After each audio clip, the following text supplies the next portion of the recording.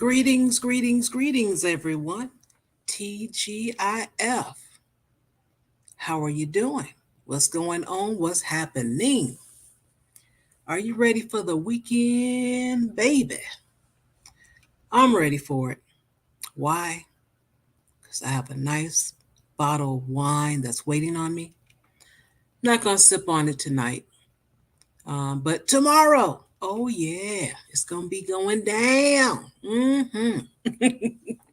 But I hope you guys have had a wonderful week and you're ready for the weekend because what? It's Earth Day, which means we know we got the spring, it's springtime, it's Earth Day, it's all that. People are going outside, they want to have fun. You see the green grass, blooms on the trees, all this kind of stuff is going on. And you want to be a part of it. You don't want to just hang in the house, do you? No, of course not. You don't want to do all of that. Plus, you want to enjoy your what is it? You just want to enjoy outside. You know, hanging out on the online all the time, 24/7. That's no fun. And I'm sure a lot of you guys canceled your Netflix account since the price went up and you can't share passwords. You know how we do it. Excuse me. I mean, it has been reported that people have done so, and yeah, right. So I understand. I didn't really get a chance to watch much because I support a lot of content creators, and you add those streams up. That's time. That's time. That's your time. Plus, whatever you create, the reading you do, working, whatever. Hey, come on now. It's only so many hours in a day. Now, some people can do it. More power to you. Because I don't use my phone, because I know a lot of people just use their phone for YouTube. I like to be in the house, comfortable on the computer typing. That's what I like to do. So you guys may notice that you'll see me on separate accounts.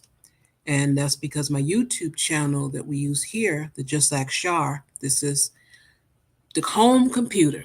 You see it? Oh, she home. She chilling. She on her computer. Okay, that's why she's posting stuff. That's why she's adding us and not just typing. Because when I'm on that cell phone, oh, I got to type the name out. That's why I be cutting it short. I'm like, hey, sir, oh, that's all you going to get. But you know how it goes. Well, tonight, I like to, talk about some mental health. And the gentleman that we had scheduled for last month, we both are here tonight. So we will be able to discuss that. I have I have lots of questions. Because think about it, when we're doing the articles and everything, you hear a lot of things where, especially Black men now, they are the face of a lot of, getting rid of yourself. Since YouTube doesn't like that S word, I got to go around. We always find workarounds. That's how we do it. All right. So without further ado, and I think the wonderful classic Ruby is better. And if not, just send her some love. Send it. She will feel it. Okay. So without further ado, let's bring on the wonderful, the lovely, the classic Ruby, everybody. Well, Hello. So excuse me. I feel the love. I hear the applause. I'm like Tinkerbell. I'm telling y'all. I feel the love, and it just pumps me up. I'm like lying there in near death, and then the stream starts, and I'm still like, I don't know if I can make it. I'm gasping, and then Shar announces me. You all start cheering, and I'm like, I'm alive. So yeah, I'm good. How you doing, Shar? I'm doing pretty well. How are you? You much better now? Much better. You sound clearer, so that's good. Yes. Yeah, no, the flu is gone. I sprained my back on Monday by breathing in Oh, hard. yeah. Yeah. I know it sounds crazy. I was taking the steroid, the nasal spray. So, I still got little symptoms there, and I tilted my head back. I was sitting up. I tilted my head back and I went, you do to try to stiffen the nasal spray and sprained my back. But other than that, I'm great. Yep. Okay. Poor thing. I just don't know. I know, right? Only me. I'm telling you, I'm gonna write a telenovela about myself because, like, I don't know. Only me. Only me. But you know how we do. We keep it together. I'm fine. Okay. Well, Mhm. as I mentioned earlier, we'll get a chance this time because we have both gentlemen here.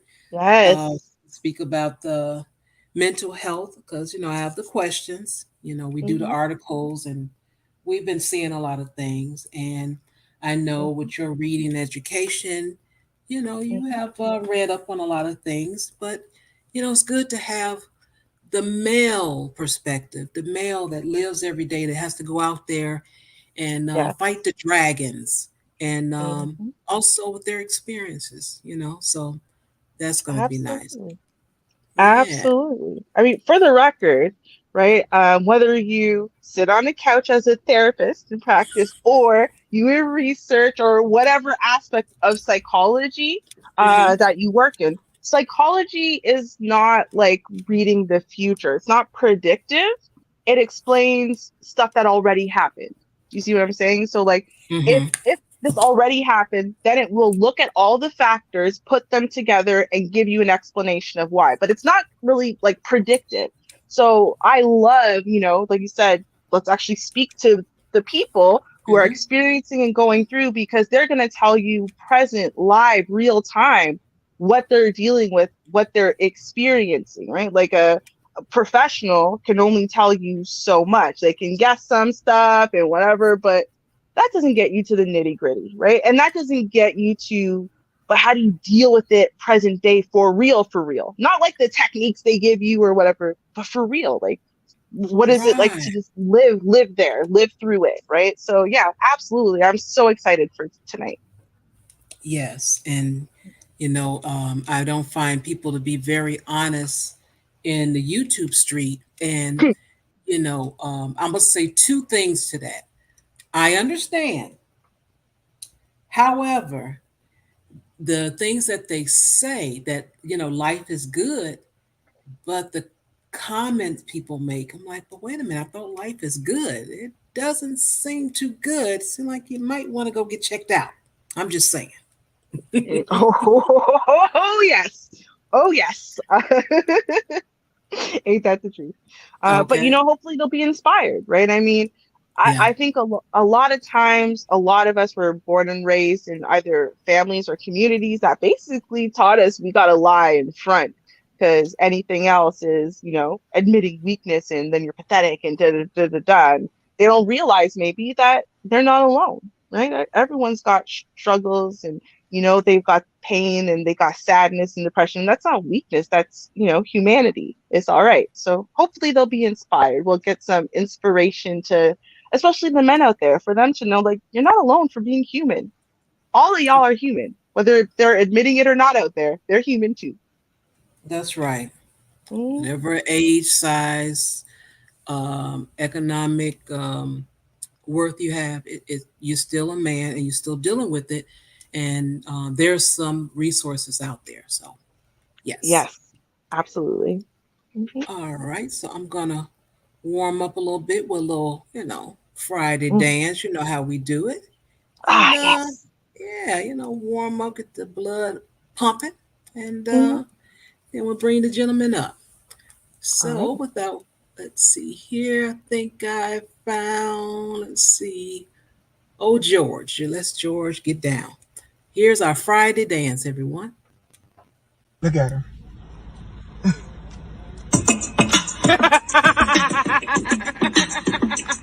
We gon' start this thing over. Groove all in the middle of the night. Come on, come on. You a baby, baby, baby. You a baby, baby, baby. You a baby, baby, baby. I'm living my best life. I'm living my best life. I'm living my best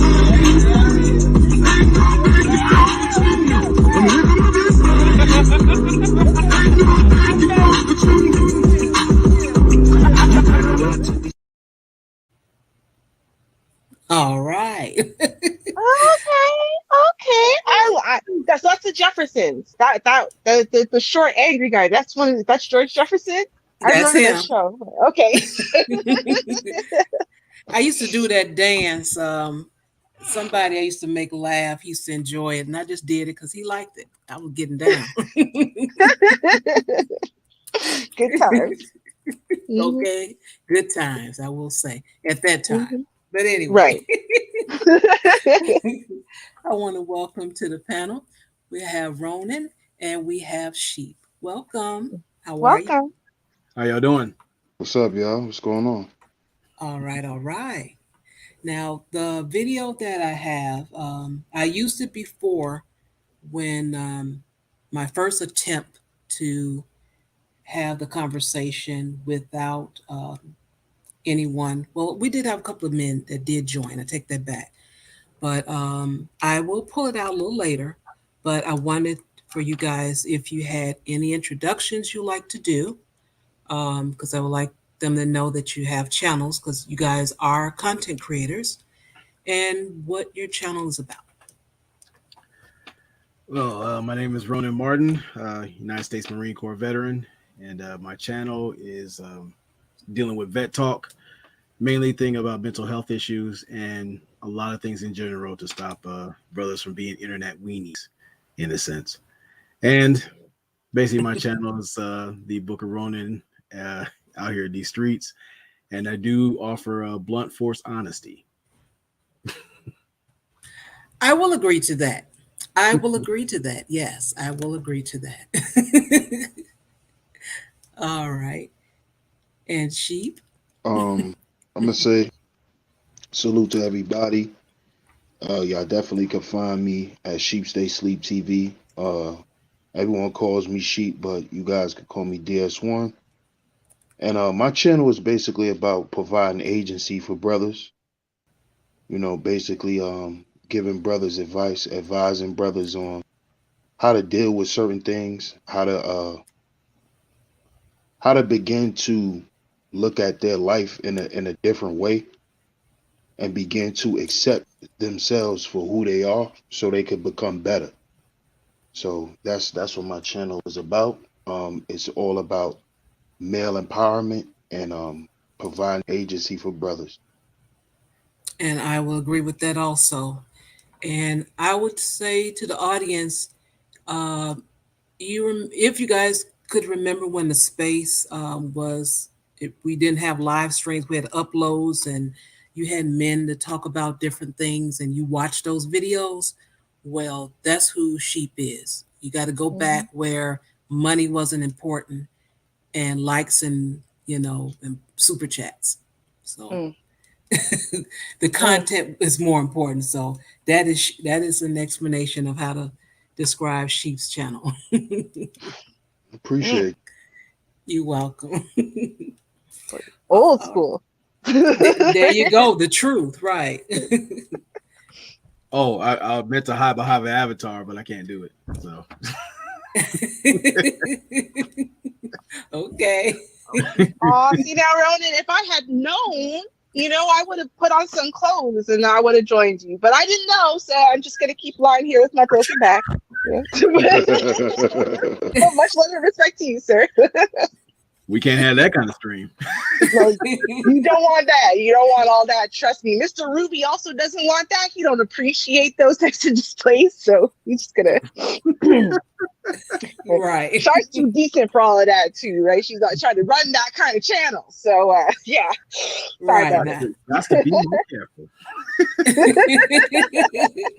Now, when I get my pension channel, that's a whole it. nother story. Yes, ma'am. Okay. You gotta put that Everything behind a goes. paywall though, right?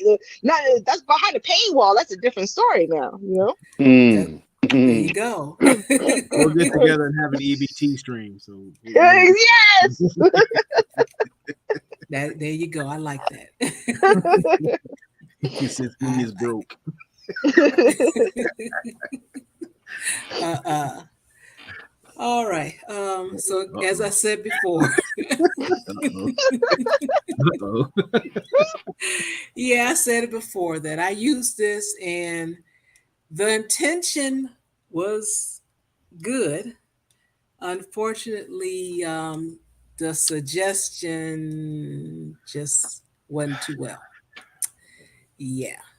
So, yeah, that's what I got. But before I roll that beautiful beam footage, I will repeat that on Saturdays, Ruby and I, we have the show where we have different articles and we call it article reactions.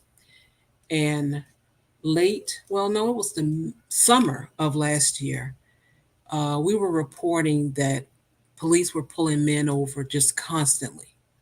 It was like Mhm. every week we had an article.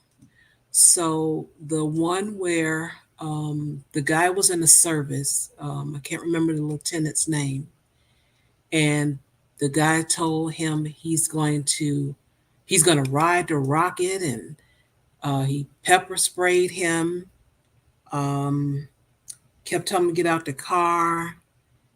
What else happened? And the temporary license thing was on the back of the van Mhm. there. And he kept asking, "What did I do? What's going on? What's going on?" And that story just it took me over the edge. It just Mhm. that was really my last story of a black male being pulled over. I just Yep. could not take it anymore. It was too much for me. It had me literally in tears. Mhm. And in the same week, because by us doing the show just on Saturday, that either it was that Thursday or that it was sometime that week, either that Wednesday or that Thursday, there is a guy that does review videos for rap. Um, and I enjoy watching, him react to the videos. And he does very well. And he bought a new car, real nice car. So the police pulled him over and made some stuff up. Um, First, the lady says thinks she smelled marijuana, and she wanted him to get out the car, and he did, and he knew enough. He's a young guy too, I think about 25 or something like that, and he knew enough because he's able to conceal carry that he better tell the officer because they're going to look through his car. So he said that. He said he got a little nervous. He didn't know what was going to happen. And he had just got engaged. I swear to you, it's like I watched the video 2 weeks before that. He got engaged to his girlfriend. Mhm. And 2 weeks later, he's being pulled over coming from the car wash. And Mhm. the lady was a female officer. She lied and said that he did a legal left turn, but there was no turning lane. You come out the car wash and you just go, just go along the lane. And just to hear that story and to see that he's still alive, I was just so glad. And so that was the first thing. And then when the next day or whenever I found that story of this gentleman, that was it. I'm like, I can't do these stories anymore. They're just Mhm. too much. So I'm the type of person, I have to do something. I like to solve problems. That's who I am. So I contacted a few guys in the space that I thought would be um, um, really great in forming a team where we can get some cameras in every car, Mhm. um, and some manual or something, whatever it is. We haven't got a chance to talk about it, but I'm like, I don't care what it is, just as long as every black man have access to it. Mhm.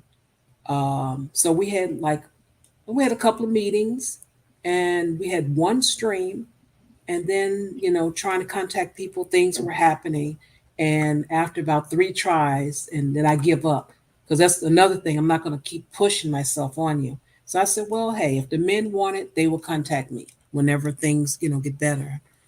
And so that was whatever last summer. So here we are this Mhm. spring.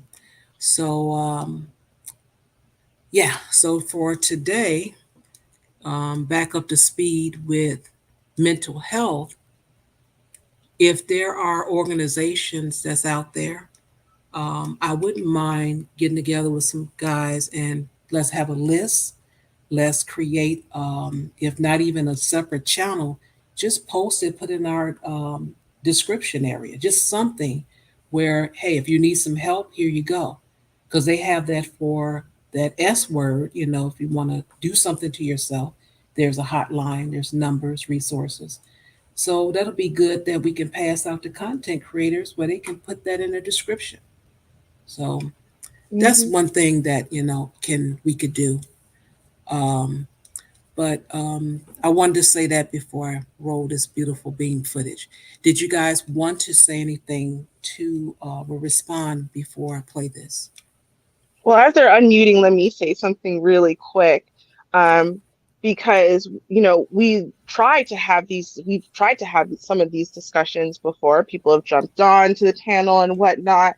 And so, I pointed out, I guess I pointed out that, when I first got here, maybe like 7 years ago or whatever, yeah, there were a lot less black boy specific things to help, or that would even help black boys and black men too. It was, black girls, black girl magic, black women, that was it. But, a lot has changed. Men have been stepping up, women stepping up, the community stepping up, and trying to slowly but surely provide, some help and support for black men fighting for their children, black men with mental health issues, for black boys who, need some tutoring, so on and so forth. And what I always find amazing is that the only time we ever hear people really bringing these things up, it seems as though the black men don't know as much about these things because the content creators may not know that these changes happened. Um, and then I often hear, maybe sometimes it's brought up as a weapon to like try to invalidate a point that, a black man's making about, how black women have more support or whatever. And instead of it being taken as like a, wait, there are some resources out there. Wait a minute, we can start these things without having all kinds of crazy funding. Wait, it is on us and we could make a change, like for the better. Instead of hearing that, it's almost like we want to dismiss the positive changes that are coming and we don't want to add to them.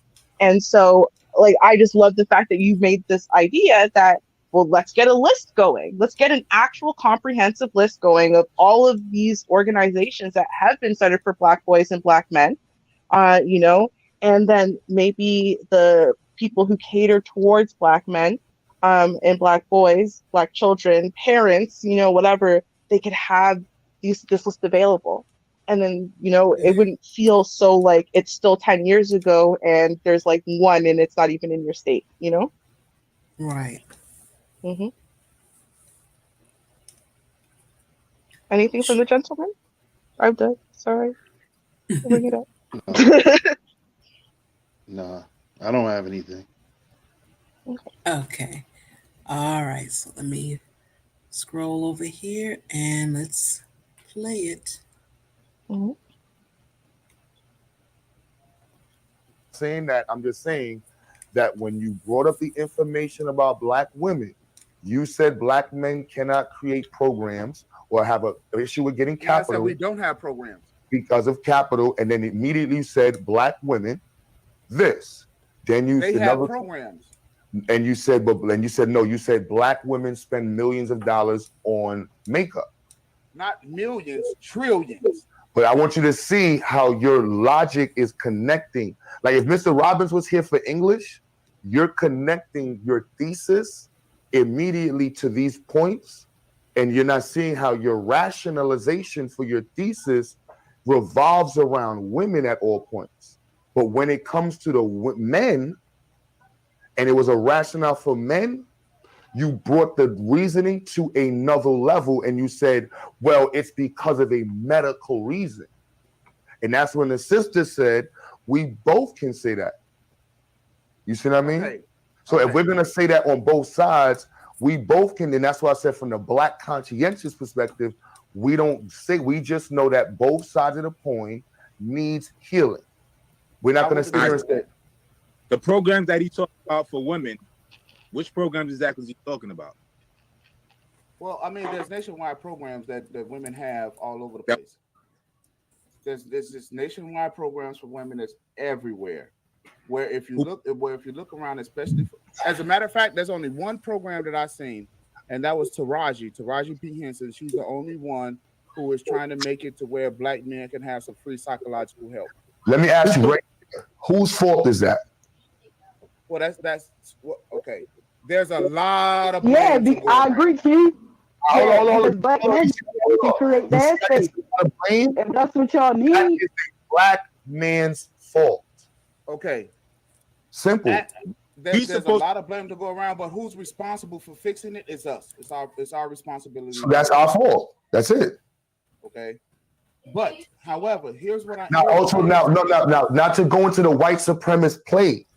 yeah, When we don't because we take can go hold of our responsibilities, and then we play around with our responsibilities, now we let other people in to be able to offer our women and our community resources, and we can't control it.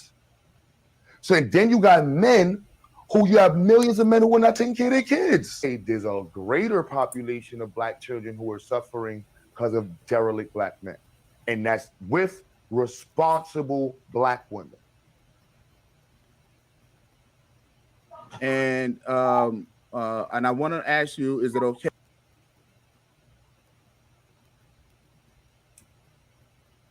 Got me going in circles. I hate when that happens.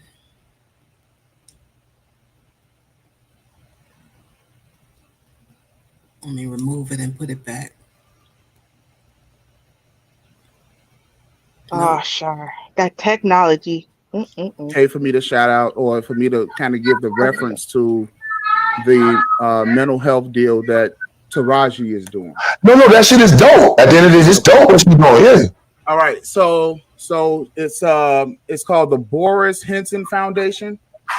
Okay, I put it in the chat. I will put it in the back chat, and you can put it out there as much because obviously it's not going to be highlighted if I put it out there. So, but it's the Boris Henson Foundation.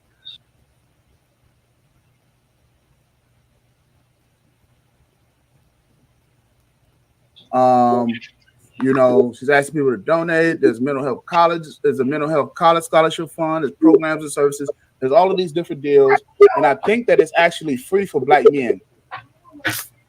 Okay, it's actually free, I believe. If it's not now, at one point it was free for black men. Okay, where is? And don't you think that that's a mental health issue? Do you see how we go to the mental health issue again? Don't you think it's a mental health issue? Wait a second. Just gonna stop quickly, let it catch up or whatever it's doing. Now it was interesting. He stated that there were some programs out there, but then he said only one he could think of was this particular one that Taraji has, and that he thinks that it's free. And it's interesting because if you know about the program and you don't know if it's free, you don't know if there's a cost or anything. Because my understanding, and it's only because I heard him on another stream pushing out that it's needed and it's helpful and men need to do this and women need to pay for it or whatever. He doesn't know the details to the foundation that he suggests. I did put it in the chat room there, and you guys can check it out. We get a chance, and that's it for now. Anyone had anything to say before I continue? Well, I'll just say we're not given information. Oftentimes, I feel, and I've noticed, like in my own experience, we're not given information in the most useful and productive way. And I mean, just Black people on this continent and maybe also Britain. We're not given information in a useful way, which is why we don't really know things. Like even when we're given the information, it's unfair. There's so many of these things that help women, but not men. Well, we don't even get the information of, well, what are the things that help women? Even like we just don't really get the information. And then the women will talk about the same thing, like in the reverse, but no one knows details, right? It's like, we know it's a talking point, But what are the fine details? Where's the actual information? That we don't always know. I've noticed that. That is a great point to notice too. That's Hmm. true. I think Hmm. I think a lot of times what happens is a lot of guys get frustrated Hmm. and they just stay stuck. They just stay stuck in the blame stage. Like from what I just heard, it sounds like dude never even cared to look. He just looks at it as since y'all want to say, and I'm not saying y'all, but Yeah. since it's a consensus that Hmm. black women are the most educated, black women run the black community, so it's their job to make sure that we're mentally stable. That's what he's saying. Mm. That's what he's saying. He's saying that it's not our job, it's their job. It's their fault that we're mentally unstable. That's what he's saying. He's totally removing blame from men, period. And that's a problem. Oh wow. Mm. Mm. Uh, Yep. I wholeheartedly agree because if there's one thing that really pisses me off is when we play accountability dodgeball. And what I mean by is like everyone wants to nurture their negative narratives. He said, she said. In the meanwhile, you got people who need the help are being denied the help. You got people who get out here and support these negative media portrayals. And of course, if they were serious about mental health, they would put their resources and their time and energy into it. But obviously, to them, it's not profitable. And Oh, that's what we get. Yep. yeah, the profitable thing. Yeah. And I'm Um. Hmm. saying this as a person who Mhm. sees the importance of mental health because I attend said meetings or even seek the attention that's needed. There's things Okay. that I deal with from the military and some things adjacent to it. And again, it's like most people don't understand how common clinical depression is or Hmm. other elements that again in this environment you're taught to basically cope with certain things even though you are far from all right. Yeah. Yep. You treat things as normal when it really isn't.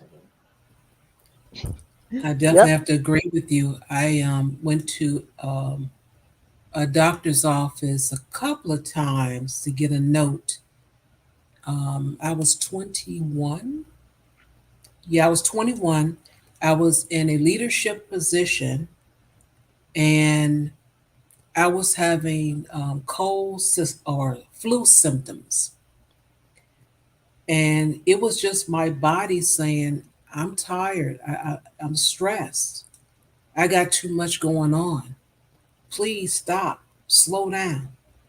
And I got, vitamins and antibiotics, and that's what I was getting. But actually, it was the beginning of some depression I had. I had not even mourned the loss of my father 7 or 8 months prior. I Hmm. had not, and when I look back, actually, when I went to see a therapist when I was 30, what I was 31, 30, I forgot how old I was, and my first went to one, and I just started thinking about some things. I'm like, wow, I didn't know that. And then when I was 37, and I went, that's when I learned a lot. I'm like, because you're in a group setting, and I didn't mind that. Some people talk. When you see it on television, you're sitting on the couch one on one. But I guess for insurance purposes, they like you all gonna sit in this room, and we're gonna have some activities, and we're gonna talk about these things, and you're gonna get your 15 minutes one on one, and that's it. So I learned that it was just a lot of anger. That's all it was. It was just anger. And it was funny to me. I laughed because I'm like, me angry? And one of my best friends I grew up with, she's like, Shar, you never seem to be angry. Never. She said, since I known you since we were 13, you never seem to be angry. And we're almost 40. And I'm like, oh, okay. It's just the way I had dealt with things. Hmm. So um, it was interesting to learn that. So a lot of times you don't know until you go get some help. You talk to someone, whether it's one on one or a group setting. It's nothing to be embarrassed about. It's to help you get you, to get you on track, to get you better. So I hear that, Ronan. Absolutely. Hmm. Yep. One in five people, right? But one in five people will experience clinical levels of depression. One in Mm, five. So if you're in a group of five people, at least one of you, at least one, right? But here's mm, the interesting part. So, um, they so they suggest, which is probably very true, that it's underreported in every group except for white people. And the reason why is for a couple things. Number one, because depression presents differently in different cultures and different races, right? mhm, So that what that sadness or what that deep sense of shame or when you feel lost and what do you do about that and whatever, that's going to present differently just based on your upbringing, your culture, your belief systems, your experiences, whatever. And so you might not recognize it as depression, right? You might not recognize it as something really serious, especially if, when you've turned to trusted loved ones or whatever they've told you it's not.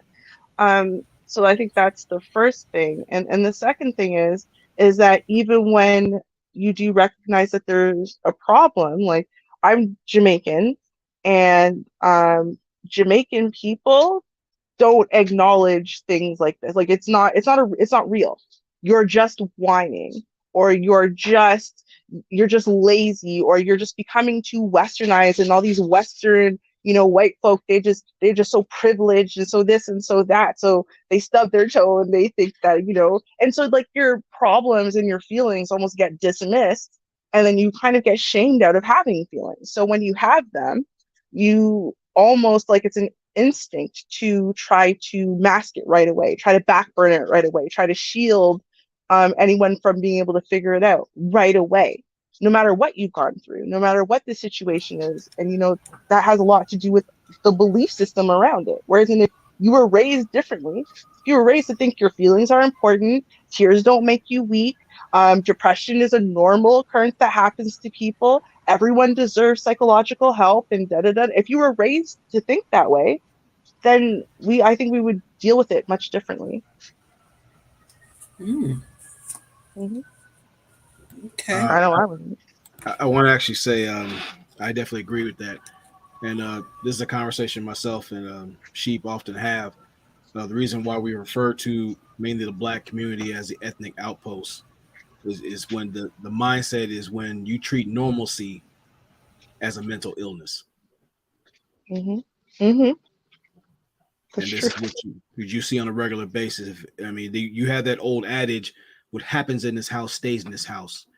And yeah, you want the appearance that everything is cool on the outside, knowing it's basically a war zone, not just physically but psychologically in said places, which you see a lot of generational curses being manifested in places, and they spread out in a myriad of ways. We're talking about psychological trauma, sexual trauma, um, all kinds of diseases because of stress, Wow. things of that nature. So we're being eaten from the inside out, literally. Facts. Mm. That's deep right there. From the inside out. Wow. Facts. Hmm. I agree with that because a lot of us don't understand that unresolved trauma over time turns into dis-ease.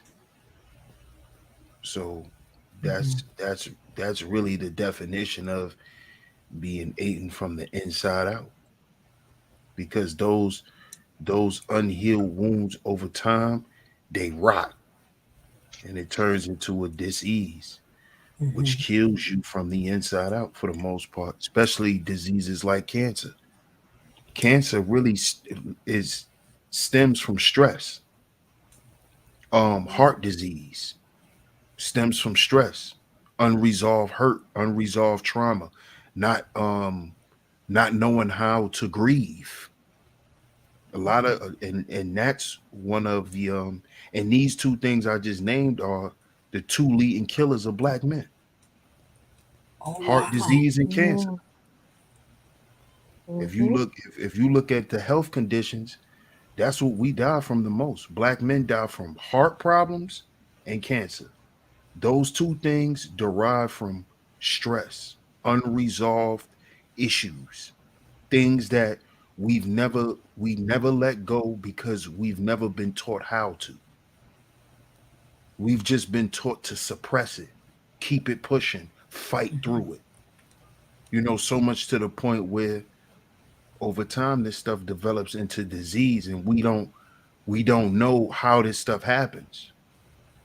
But when your mind is scarred from things you've experienced and then you've had no one there to explain to you why it happened, what happens is over time your body begins to crave certain substances to basically cope with the feeling, and you start eating wrong, and then you end up with cancer, and then you end up with these hypertension and high blood pressure and Mhm. all of that stuff. And all that stuff comes from, you know, trauma, man. That we don't know how to expel. And then what you just mentioned, as far as with hypertension, I have read that that is very high in the Black community. Um, is the fear of going to the doctor part of that with men? Are you taught not to go, or um, is that something else? I don't know. I would say it's a number of things. You often hear a term that most people use in this space called simp, and it's mainly relegated into relationship type issues, but it's a deeper meaning to it. What myself and Sheep have broke it down to is like a spiritually impaired or impoverished mules of provision. And this is when it comes to you have the pressure of having to produce. You have the pressure of having to be at this certain level, show the external. Meanwhile, you're feeling that pressure of unaddressed internal issues. And it leads to a man uh, basically collapsing under the weight of said things, leading to self deletion or lashing out in a way that you see that's starting to become popular nowadays because they're unable to meet these unrealistic standards, not just of other people who could care less about them, but basically allowing that those unaddressed issues to eat them alive to the point where they can't help but crumble in some kind of form or fashion. Oh wow. I think Mhm. a lot of times, for one, a lot of times we don't go to the doctor because a lot of us don't have insurance. That's number one. Okay.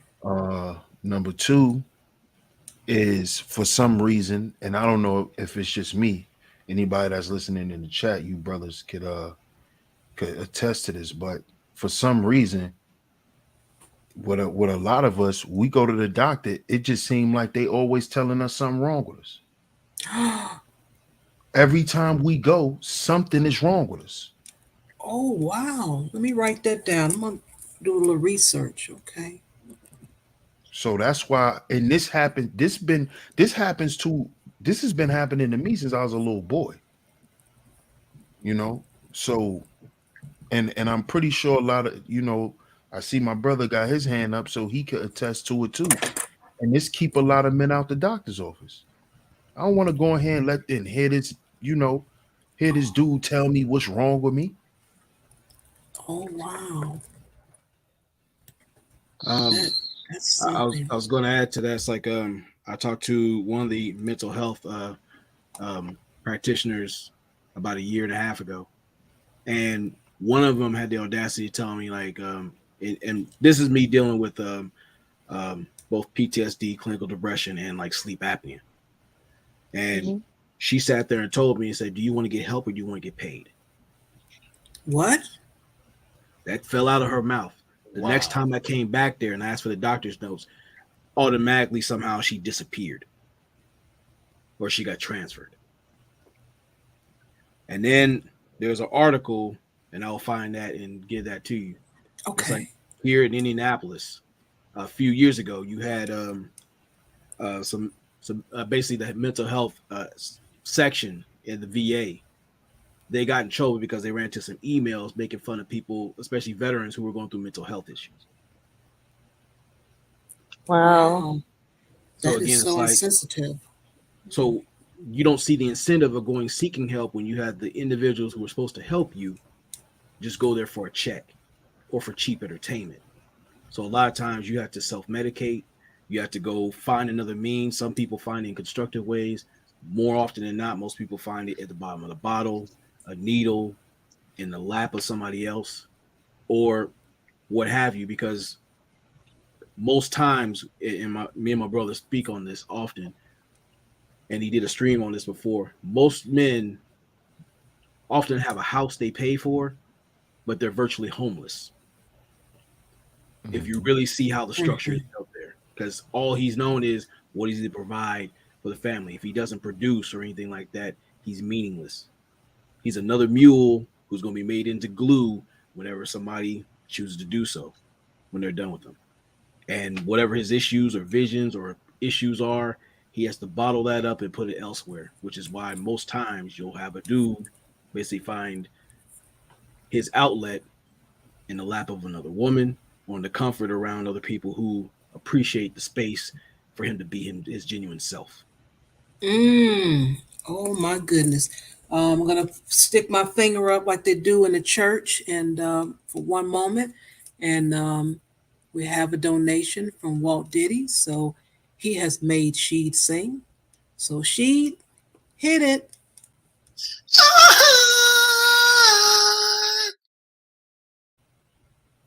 Thank, thank you so much for contributing to the channel. Voice of an angel. Voice of an angel. Thank you, she. I mean, Walt Diddy. Thank you, Walt Diddy.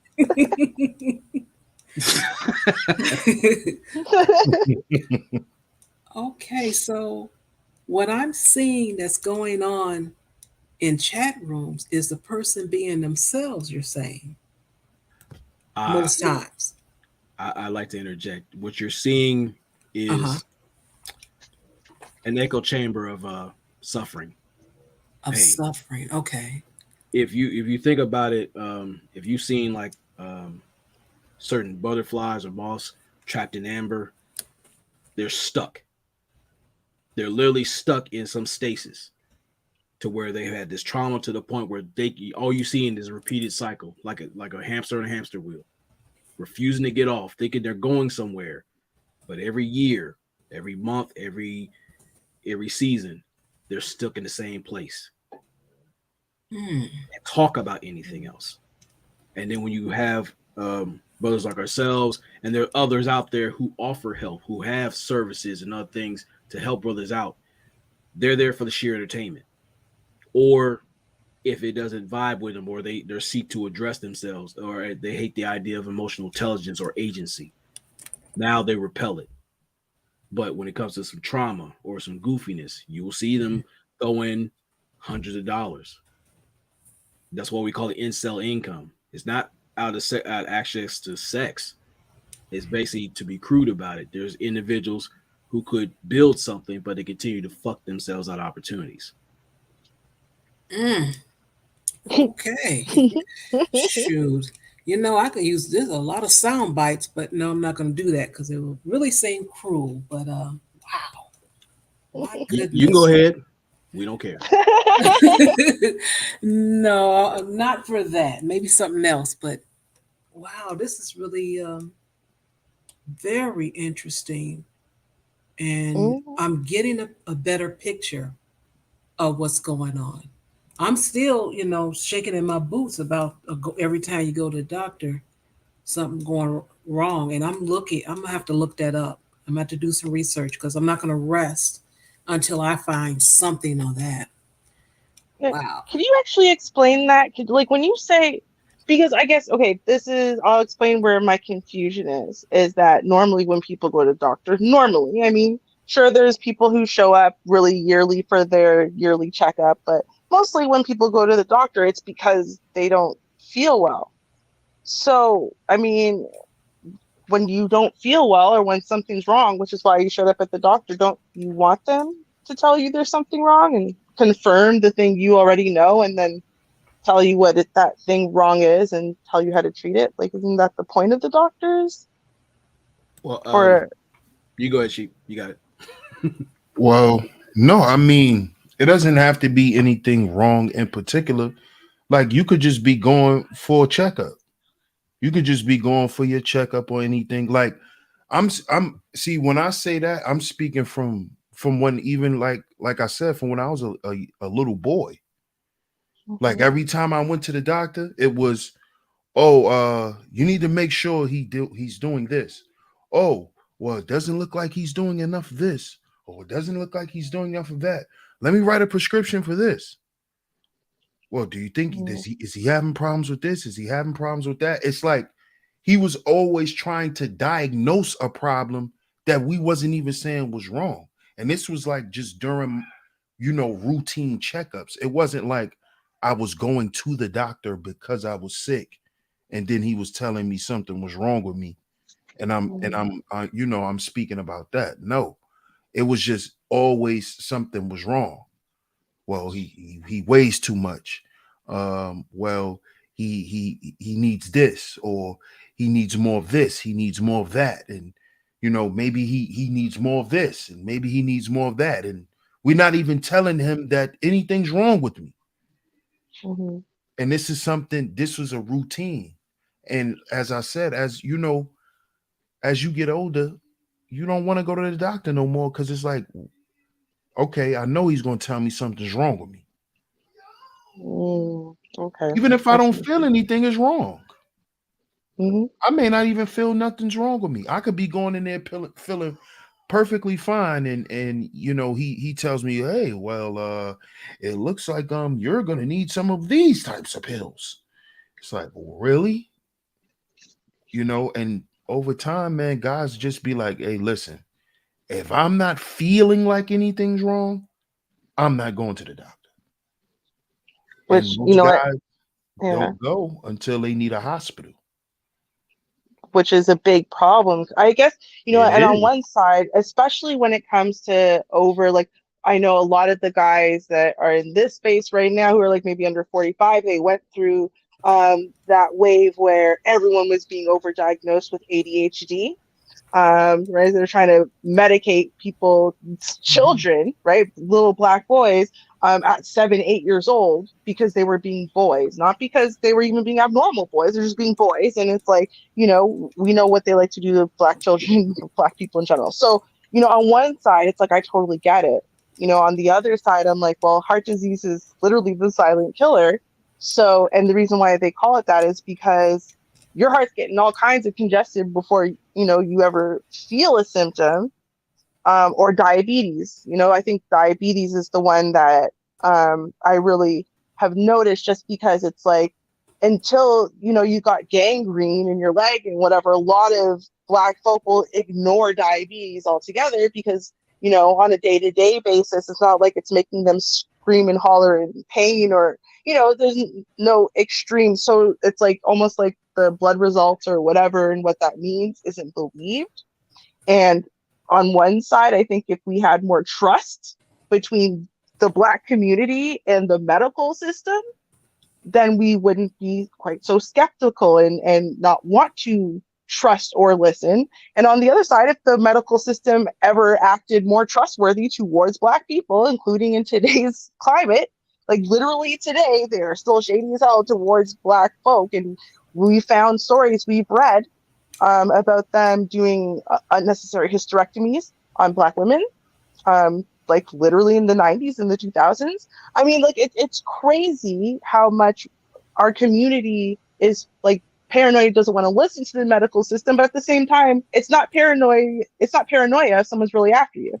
So it's like the ultimate catch 22 of it makes no sense, and then it makes perfect sense, and it's like we have to Mhm. find a way of overcoming that. I don't know if it's about us opening our own medical centers, and hiring our own doctors with some public oversight, where we are the public or whatever, so that way we can trust those particular systems. I don't know if maybe that's a solution, but you've got to find a solution somewhere, because I think a lot of the early deaths from things like heart disease, diabetes, losing limbs, and whatnot could be avoided if we trusted the medical system, and if we had reason, and if we could trust the medical system. I will say this: part of the medical system is part of it, but let's address the elephant in the room. There's a different kind of PTSD that is going on at this moment. It's supported, but again, it's destroying a lot of people. We're talking about post-traumatic standards disorder, and when Okay. we're talking about this type of PTSD, you have this nonsense, which I'm going to call it for what it is, so-called high value. That word alone is getting individuals to work beyond, not just their means, but what they're willing to do. There's some people who make great money doing what they love to do, which is their passion. Some people are plumbers, some people are artists, some people, not everybody's going to make six figures like that, but there's many ways to have your money work for you over time, rather than you sacrificing the development of your children, dealing with your mental health issues, even living within your means. But when you, as a man, are out here trying to meet this high standard, which is well beyond your means, at the expense of your sleep, your sanity, and your patience, because now you got to meet this standard up here, and you have someone who's supposed to be your significant other. Sometimes you literally find out you're literally sleeping with the enemy. This is what's destroying a lot of people, destroying the houses, destroying the children and families, because people are living way beyond their means and they're looking to chase whatever society is talking about rather than working as a family and working at and becoming the cornerstones of actually great communities and nations. That's my personal opinion on Facts. it. And anybody who's sitting there and say I'm a high value person and they're basically killing themselves to meet a standard to where they can't keep their family together, their reputation and their sanity, that person is full of shit. And I said it. Yep. And Facts. hello to everybody on the panel. Hi, good evening. What's Good up, evening. she? Good evening. What's going on? And I always talk about this a lot. Society standards. Society put us in the mindset that we have to go with the norm or what is called the norm, and to perform at that. You know, so the norm being, if all men don't go to the doctor because of certain things, that's what it is. I go to the doctor. I have a Indian doctor. He talks to me about a lot of stuff going on with, just with me and my body and the test that I have. And, I actually went to the doctor. I talked about on my channel about my foot hurting all of a sudden, and end up nothing being wrong with my foot. It just probably my heel fell, and he told me it's because my arch support. I don't have an arch in my foot, so I need to start wearing arch support. And it's like men don't really go to the doctor unless something happens. We don't do our routine checkups.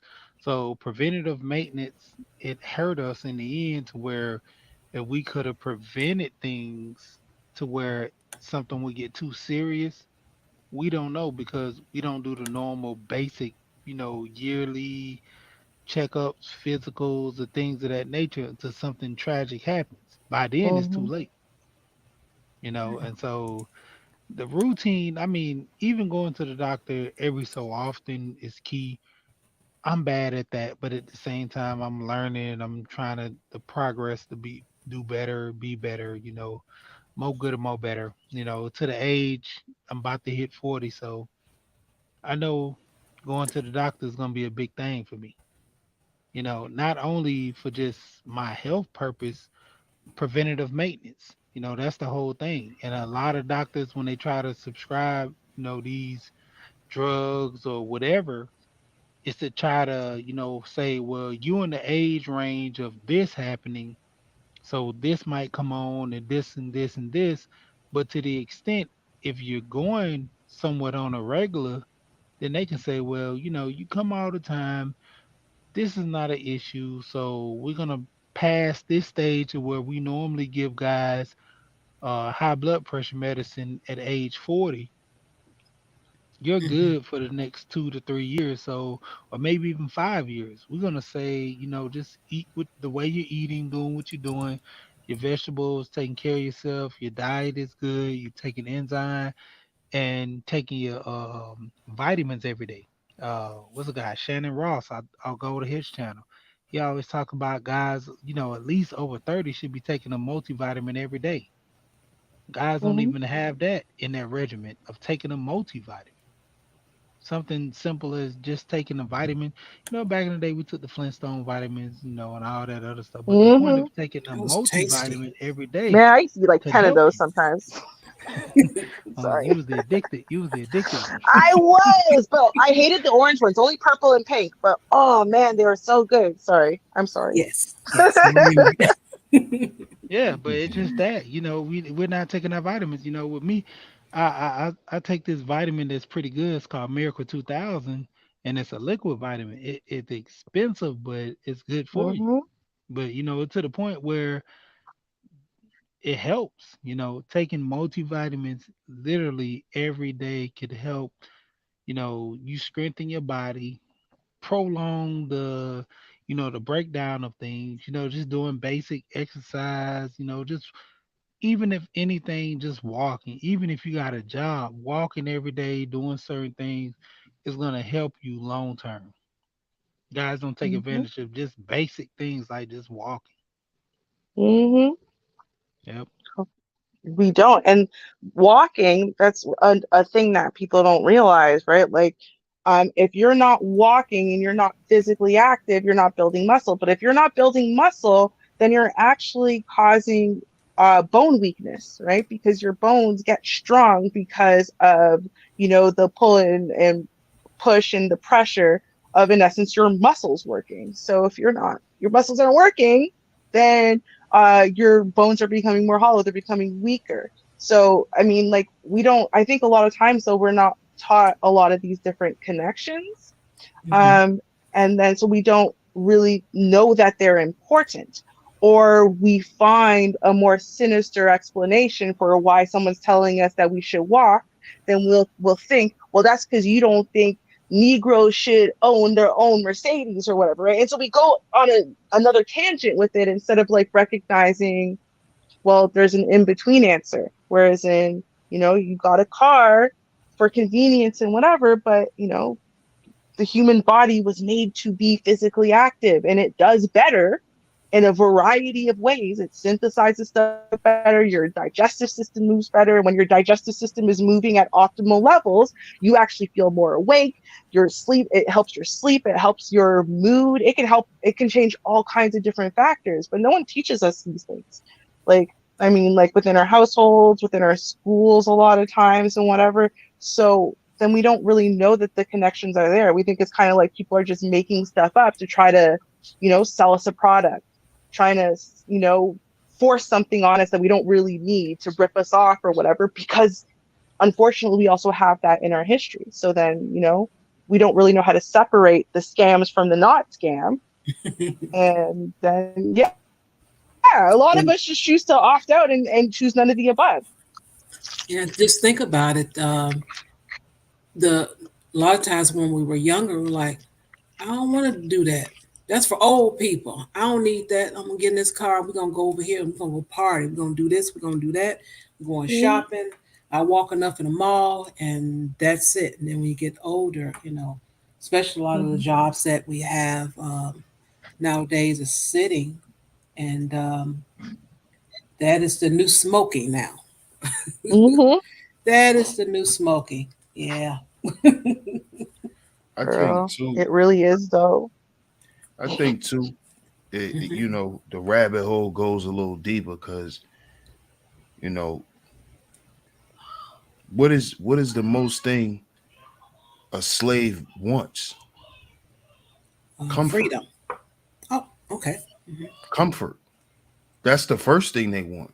The first thing they want to do is stop working so goddamn much before they Yeah. want to be free. They want you to get off their back and want them to get out them fields and You know, they want comfort. They seek comfortability. And I think a lot of us got caught up in that because slavery and the impoverished mindset and poverty goes hand in hand. And it creates this mindset of I need to chase this bag so I don't have to be poor, so I don't live uncomfortable. Mm, So what happens is we get caught up in chasing the bag, chasing comfortability when we don't understand that we're not chasing we're not using our money to become optimal people. We're chasing comfort. What comfort leads to? Comfort leads to laziness, which leads to complacency, which leads to all the other things that we just talked about. right. So it really starts from a mindset that a lot of us still don't pay attention to and don't understand how it plays into our everyday life. How slavery still affects our everyday life because we don't understand how they connected that to poverty and how that creates this mindset of I gotta chase money. I gotta chase this outside resource and neglect me. And part of neglecting you is neglecting your health. That's true. I was gonna say that too, especially with myself having done a few sleep studies, which I suggest a lot of us go and get those. And I found out Sure. um, the hard way, like in a relationship I was in California. Um, she woke me up, and I said, I was asking her what the hell was wrong. She said I wasn't breathing for a whole minute. Oh, So I Mm. went to the VA medical hospital, and I had a sleep study done. I took it home, took it to the house, and then turned it back in. Found out I had sleep apnea. mhm. They couldn't really tell how bad it was, but then like later on, after trying 5 CPAPs, they gave me like a molding, my teeth. It's called an oral appliance. Basically, there's a hinge on there to where if I twist it, it'll pull my jaw forward. That way, air can get in there and I can sleep uninterrupted. Because the thing is, like with sleep apnea, that can lead to cardiovascular issues and any other things due to the lack of proper sleep. And the thing is with the CPAP, if it goes down the wrong tube, your brain will jumpstart your body, but you're really drained for the day. Like you're really dragging around because like that energy it took to wake you up because it's survival mode. And then there'll be a time it's a silent killer because there one time you might go to sleep and might not wake up, and this is due to you not getting sufficient rest. Dealing with health issues. It can lead to erectile dysfunction, things that most people like make light of. There's other symptoms that lead to the things that people don't understand, and that's why it's important to address that Yep. man's health. I say women's though, but a lot of times the mental or even health in general, that's consequential. As long as he getting that bag, by any means, when really all you're doing is pursuing that toe tag. Mm. That's all you're doing. Pursuing a toe tag. Good Lord. Oh, wow. Mm. Wow. Mm-hmm. Well, that is something. I would tell you since it's well, I guess you could say it maybe two things, but I'll go in the order that I thought of it. When I had last went for therapy, um, for some I know it was 2016. Wait a minute, nope, wrong year, wrong year. 2006. That's when I went. 2006, and I learned about the anger, the hidden anger that I had, and it was all boiling up from work. And I tell this story, and I always try not to tear up when I tell it. I think I'm good tonight. I'm gonna be good tonight. Um, the job tried to convince me that a nickel and a dime was 25 cents, and this happened 5 days a week. 40 hours a week. Shar, you need to get this quarter and you need to, this production, we need this quarter. But I only have a dime and a nickel. No, because your coworkers, hey, they're doing it. But my coworkers, a lot of them were cheating. They would get some of the work where they're able to, their numbers were not as low. I didn't do the cheating, so whatever the manager gave me, that's what I worked on. I was there every day.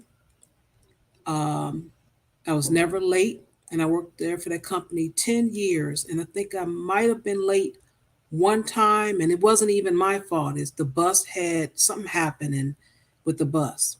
But anyway, I was on time. When you ask for overtime, there I am. That was me. You need me to stay late? That was me. Perfect employee, as you would say. Well, it got to a time where even though um, I knew in my mind that a dime and a nickel was not a quarter, as much as they would tell me, I was just tired of it. So it was I think it was almost my fifth year in that department, I think. Yeah. And I end up applying for other positions. Well, they found out about that and they didn't like it. So they would try to do things and hinder me. So I didn't even tell them I was taking an interview because the first time I told them I need to go because it was in another building, the attitude changed. And I'm like, oh, I ain't gonna tell them nothing. I don't have to tell them. So I just went on, left, went on interview, came back. I had an email from the manager saying something. I need to meet with you. Okay. And I was looking for you. I said, yes. I had to. I had a meeting with HR. Oh, who did you meet with? So I gave the name, and that meeting, whatever time, I think they wanted it at 12:30. They might have changed it. I go in the conference room. They're writing me up for production. And so I'm looking like, well, wait a minute. How you expect for me to improve within a few days ago that we talked about this, you and oh, and that's the other thing too. The lady had asked me, what can I do to help you improve? I said, you can give me a fair share of the work. Oh, well, I can't do that. I said, well, why did you ask me then? So that was the beginning of it. So anyway, so the next week, like I said, went on the interview, found out they wrote me up that day. I called compliance. Compliance called me back and maybe a few days later and asked me, did I have any proof? I said, oh, sure, I have proof. I said, let me go get my manager and get her on the phone so she could tell you that she wrote me up the same day, a few hours within the time that she found out that I went on an interview. Sure, I'll get her on the phone to confess that. Give me a moment. I put the phone down, and one of the ladies there, she like, mommy, you okay? I said, no, she called me daughter. She said, daughter, you okay? I said, I can't believe them. I said, I called, compliance, and I was telling her the story. And the next thing I seen her getting up, walking towards me. And then she started hugging me. And then I feel, I started crying. And I'm like, I got to get out of here. These people are crazy. They trying to keep me here. How the hell you don't want me? You're saying I'm not doing good, but you stopped me from leaving. This is crazy. I'm getting the hell up out of here. So I had this going through my mind. And I said, I'm calling off. I said, I'm going to go get me some help. I said, because I can't take this. Because I got to a point where I was crying um, at the drop of a hat and I couldn't stop. So that's when I went to therapy and found out it was nothing but anger, just angry. And also learned that it was okay to swear. I think I was 30, how was I? 36, 38, something like that. And I say, yeah, okay. And so I start swearing a little bit. I don't do it that often, but I do now and again. But that's when I started swearing because the most I would say is, what the LL Cool J is going on? I wouldn't even say hell. I just say LL Cool J. Girl, So you that's, just blew my mind. You started cussing at 30s at my age? That's when you yeah, started cussing? Are you yeah. serious? See, I was always a strange person. I'm always one that if I have to stop doing something, I don't even want to start it. So I never was one to smoke, do drugs, any of those things, because everybody had to stop. So I'm like, well, why am I going to do it then? This makes no sense to me, but that's just how I thought. Mm, So I figured, well, why swear? I'm gonna have to kind of catch myself and stop. So why do it? So wow. that's how I thought. So I thought I was a late bloomer because everyone made fun of me for like from the third grade to the fifth grade because I wouldn't say like I would say shoot instead of the S word. uh-huh. And so one day we were playing Foursquare and they're like I was like shoot. They're like no Ruby, say shit, say it right. And I like after I said it. Right, I pretended I was fine, and then I went into the bathroom and I cried, and I washed my own mouth out with soap, and then I prayed to God because I thought my parents somehow I used to think people could read my mind or like they would just automatically know things, so I thought my parents would know I had sworn and they wouldn't love me anymore, or I was going automatically to hell for the rest of my life because I said one cuss word in the fifth grade. Like I really believed stuff like that, right? So I thought I was a late bloomer, at 10, say my first cuss word. But nope, Char got me beat by 25 years. There are children in the chat room. You're younger than that. God damn, Char.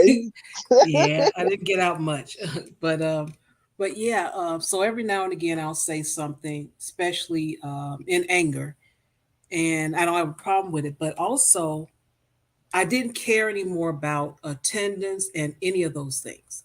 I just, perfect attendance. I did have it in that company while I was there before I was laid off. But even for now, um, I don't care. If I don't want to go in, paid, unpaid, put something on my record, I don't care if it has something to do with me. If I'm mentally drained, if this is too stressful, I'm out. I'm pulling out because I just love myself that much. I'm like, I need a break. And so I will do that. Because the consequences, the way I look at it, is going to be the same. If you are a good worker, they'll keep you. If you're a bad worker, they're going to let you go anyway. So that's the way I look at it. And we have a lot of people that do not work well, call off all the time, but sometimes they'll look the other way for that person. But when it comes down to them needing you, then needing someone, then they'll look at you though. So, but as far as mental health, when it comes to that, I don't care. I just protect myself. Um, and then the second thing I was going to say is a friend of mine mentioned that if a company is going to downsize, they don't care what your attendance is. They're going to close shop and you're going along with them. So if you have days, use them. And as simple as that may be, it was true. And the message really was for a friend of mine because she would barely take off and have to carry time over. So, but but I tell you, you have to take care of yourself. You really do. And I have, and Dantes, I'm gonna get you. I do have a friend that was dealing with some stress, and it did scare me. He stopped breathing through the night, and so I do know that's real. I do know that's real when it comes down to men stressing. I'm like, Uh, wow. there's a thing too, and shout out to my brother Sheep for doing the video the other day. Um, a lot of guys forget the healing power of thanking yourself, and there's a Mm, lot of guys who was in the dirt. I mean, just started from very humbling beginnings, but we don't show appreciation to ourselves, reward ourselves, like say, look, you made it here through all the things you've been through. Take pride in what where you're at right now. It might not be much to others, but you came here from far less. Whether it's from you making 25,000 to over probably to 1 million or better. The journey, your nature is to fight adversity, and most times it's from the house. Most times it's from ourselves. Mm. So you got to take pride in where you're at. That progress. It might not be pretty, but the fact that you reached the summit and you can look around, take a quick breath, and like, hey, I deserve my own steak. I can eat by my damn self if I want to.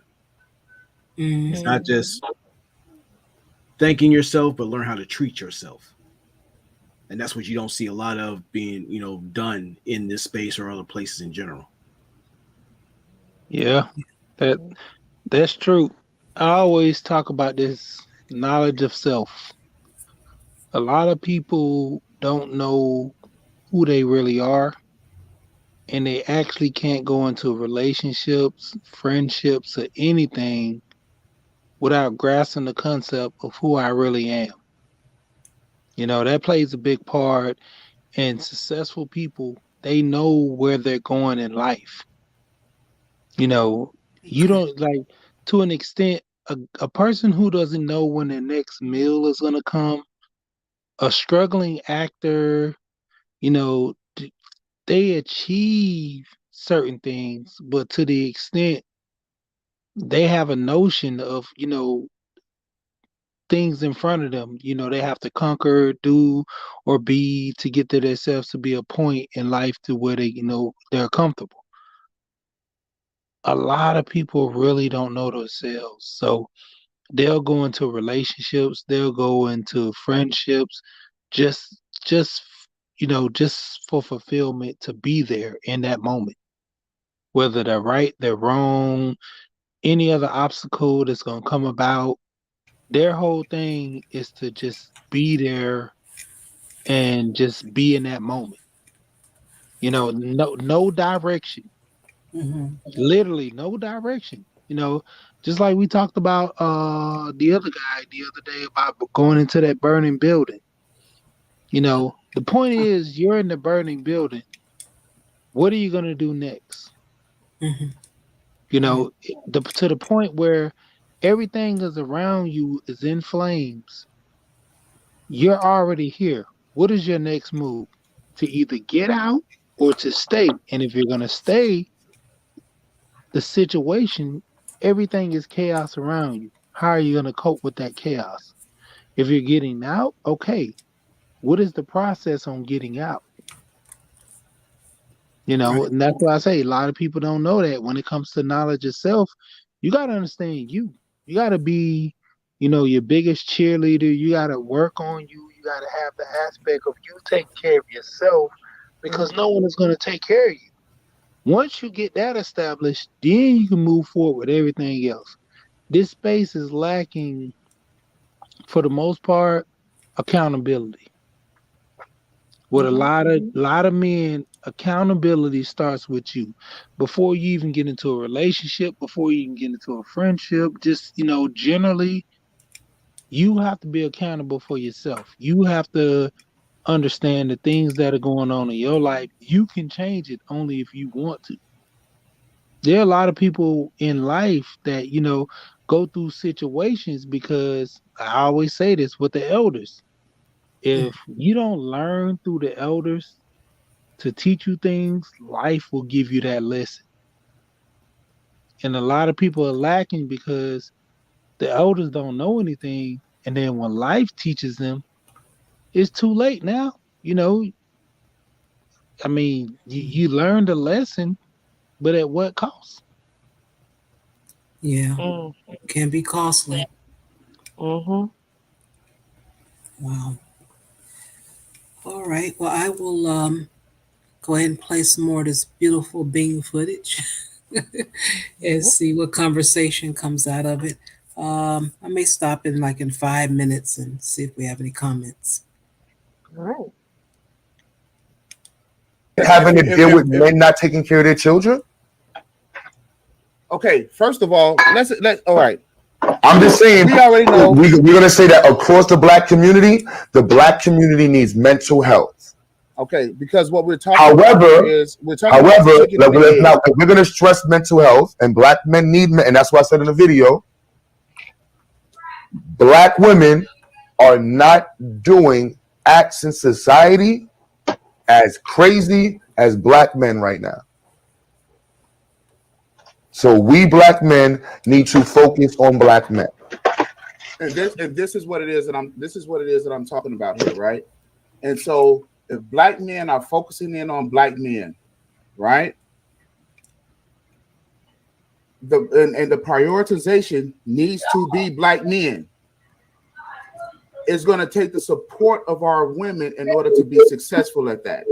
And that women, and that's what I'm saying. I don't know where you are, but if women don't support you, that's either a matter of your swag, charisma, talking, energy, work ethic. Okay, so here's the other thing that I mean by support, because I don't have the problem of sisters in support, meaning showing up. I'm talking about sisters starting programs to support the black man. No, why would a woman? Right there, I gotta stop you. Women should not be creating programs for men. Issue. Yeah, that means okay. No, it's our job. Okay, so let me explain. Okay, because it takes capital. It takes work. No, it takes work, but it also takes capital. In order to do what you do, it takes money, doesn't it? It takes energy.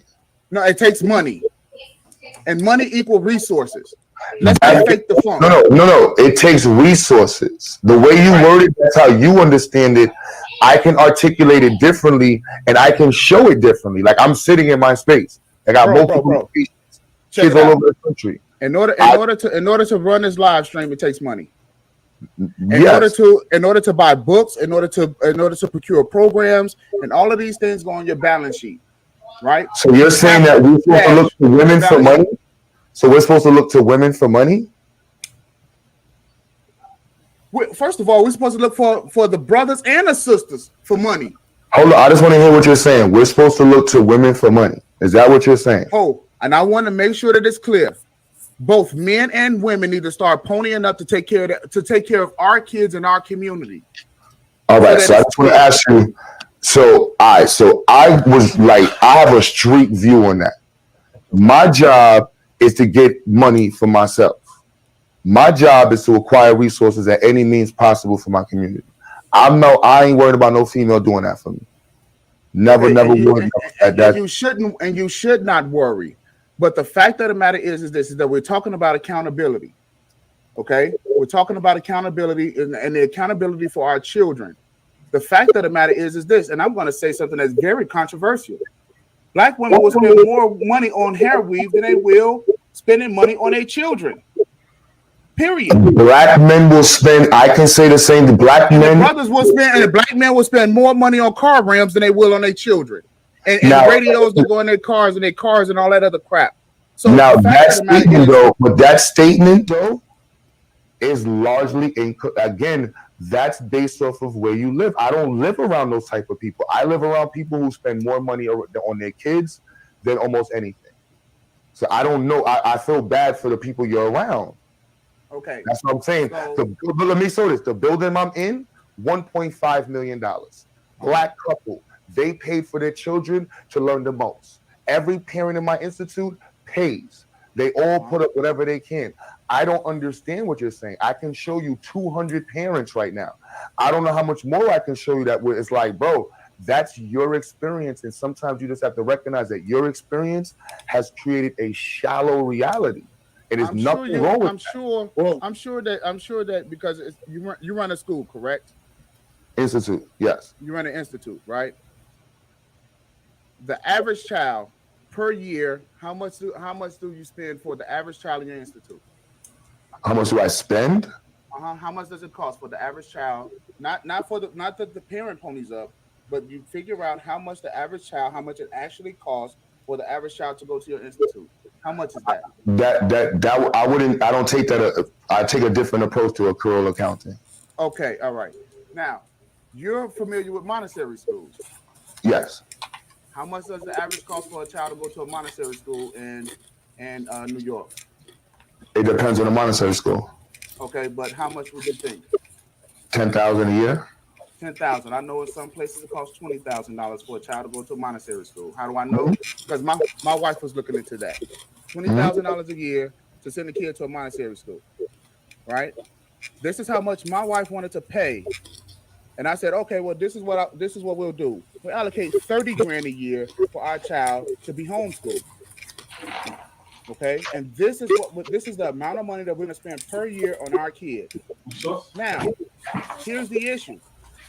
Most people in our community who want to drop the kids off at the nonprofit organization do not donate or spend 30 grand a year on their own kids. The investment in our black boys is sorely lacking. Let me say this to you.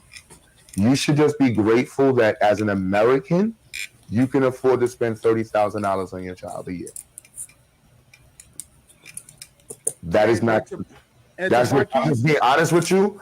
That's not a reality that most people can afford. That is not a reality. But if you look at it, and this is the reason why I'm talking about in terms of our sisters spending money on foreign aesthetics, right? And we're just using foreign aesthetics. Not our community. When you isolate the term, I think the only reason you keep isolating is because your father wasn't there and you're putting it all on your mother. No, this here is the actual number in the essence article. It's also an Essence article that says most black men spend more money on porn. Okay. Here is what I'm talking about. You see the porn, okay? We're talking about sisters. We're talking about sisters and supporting, because you said that you don't depend on sisters to support. And exactly why I'm looking at what black men waste their money on. Black male rappers. Look at the NBA. Mm-hmm. We don't need women. We have so many black rappers, NBA players, black moguls that can fund this. So and I 100.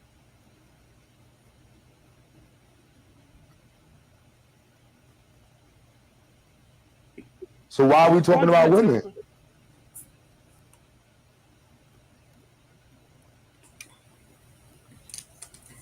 It's so mean.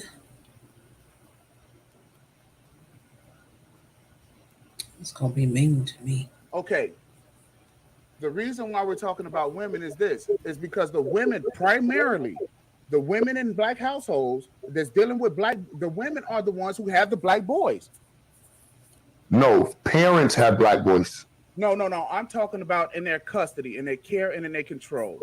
Come on now. So you just basically saying that the whole responsibility of the child is on the black woman. I did not say that. Do you hear yourself? I did not say that the whole that's what you're saying. What I'm saying is that our women need to increase the investment in our black children, and our men need to knock it off and start really taking care of the lion's share of taking care of these kids. Okay, because there's absolutely no reason why the children should be dropped off at nonprofit organizations like ours and the black men are not showing up. We actually need the brothers to show up and to do their part. So we need to talk to the brothers. That has nothing to do with women. But here's what we're talking about, because we're talking about Lesbi. She's on the panel. No, see, now you're trying to make it about me. When you were just talking about yourself for an hour. No. Come on, man. Come on. No. Come on, man. And just to explain, the young lady, she is in a same-sex relationship, and I don't know if she's having a child or they have a young boy, and she was talking to Q Butter about his program. So the guy here, the man, he's saying that the conversation is about her, because he's trying to say she wants to drop off her son for free, because he has a price where whatever you can pay, you can still send your child there. So just to explain that, and we'll continue. So if you're going to drop your kid off, at a nonprofit organization, you need to make an investment in your child. If you're gonna No, have but a brother, child, hold it on. Drop makes my sense that child off at a non-profit She organization. said she will be And willing so like, to. what are you talking You about? missed Like, that, your brother. So you missed the chat. She offered to pay. It's not a matter of pay. It's a matter of saying, I want my kids around you, y'all type of black men. and what I'm saying is this is that and then and I'm you only getting have stuck to time, that, and effort, that's and funny energy. because he doesn't even hear me, and that's what black women are saying. I'm You as a brothers, black woman are actually on a platform where I'm actually asking for help. If you just put your hurt and your feelings aside and where you came from, that I'm raising not a saying black that these boy, brothers. First of all, but you can't do that though. You can't do that. I'm not saying that these brothers. I'm not saying that these brothers that's not a good idea. I'm not saying that what you're doing is wrong, sister. What I'm saying is this: is that What are these you saying? brothers they only have so much that they can stretch themselves. Okay, they only have so much, and it costs. It costs to be That's around these true. kids. But It's I'm their not time, effort, and asking. energy. You see those lights that Okay. they have on? That costs money. And they need you to start ponying up. If you're going to have a child, then you need to make the investment in that child. Hold on, wait. All right. Let me ask you this. When your wife said she wanted to put the child in Montessori school, who made the ultimate decision where to put the child at? I did. Thank you. So who's the one that needs to make the decision? You see how you keep passing it to the female, but you showing it to me. Female is okay. Wait a second. In this scenario, I take it Lesby decided that she wanted to be the father. No, lesbian. No, I'm not say that. Hold on. Come on, man. Hold on, Keith. Because I said an hour ago, in a chat. No. I'm not a man, so I'm not putting the father. Mothers. No, she never said that. She didn't say that. Man. She literally asked to pay in the chat. Y'all don't think you was here when she said that. And she was asking me back and she said that she was going to pay. She said she was going to pay. That's not the issue. The issue is this. But you just said that's the issue. You just said if they paid. No, they need to pony up more. No, your brother. All right, hold on. Why? And there's a lot of women. Are you only talking about her? Are you only talking about her? Or are you talking about all women? I'm saying this. I'm talking about all women. That you. What about the father? Women, the fathers need. Look. The fathers, to me, need to start paying a lion's share. Okay. Why? Because we have more access to resources than the sisters do. That's just a natural fact. And if what's the lion's share? The lion's share of the money. What's that mean? Okay, to what? That the most money. To use school or just the development of a child? All right, we don't do most over here. We aspire to pay for everything. She can make her own money, but everything's supposed to default on us. So we pay for the electricity, we pay for the phone, we pay for the car note. No, I'm talking about the father. The father. This is the father. This is what we promote over here. We pay for everything. No, bro. No. Understand something. Our sisters wanted to be feminists. They wanted to be that. Let them pay. All right, and that's the end of the video. So there's some personal things going on with that. He saying, I guess she wants to be the male of the relationship, so she needs to pay, and whatever else was going on there. It was a bit much, but did you want to comment on that before we get into anything else? Gee. I just have so much. I don't even know where to start.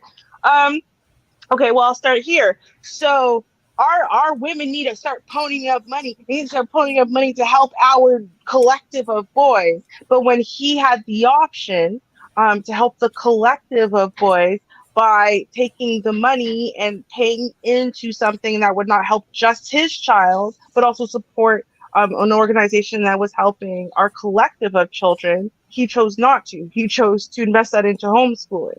So the hypocrisy is just amazingly fresh and real.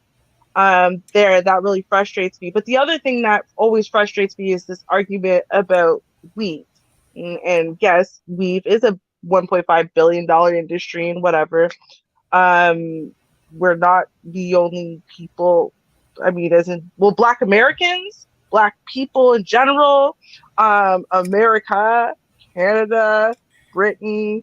I mean, Hmm. there's a lot of countries and a lot of demographics within those countries that all use wigs and fake hair. I mean, it's in acting and dance alone, it's huge. But then you also have just every like those clip-ins and glue-ins and this and that. Like weave is not just solely a black thing. So when you're looking at, you know, the 1.5 billion or say $3 billion industry of weave or $3 trillion industry of weave, it's like it's almost like people hear that and then they divide it amongst the say 13 million black women and go in America and go, so every individual black woman therefore is spending, you know, millions of dollars on by herself a year on weave. Like do you really think that black women make that much money a year? Like where's our, like, you know, common sense of looking at, well, here's what we make on average, right? So it's literally impossible that we're spending that much money on weave because we literally don't have that much money individually coming in, right? So it's like, now are we wasting our money? Have we proven that black people are the consumer class where we don't invest in anything, we just consume and we waste all of our money? Yes, absolutely, right? But it's like we have to recognize what that means, that we don't know properly how to invest. We don't really understand and how to invest, not just in our present, but in our future, and stuff like that. And shaming a Hmm. bunch of people coming up who literally don't understand investing, don't understand money management, don't understand how to build towards a future like that, because literally culturally it's not being passed down, not in their family and not within the community.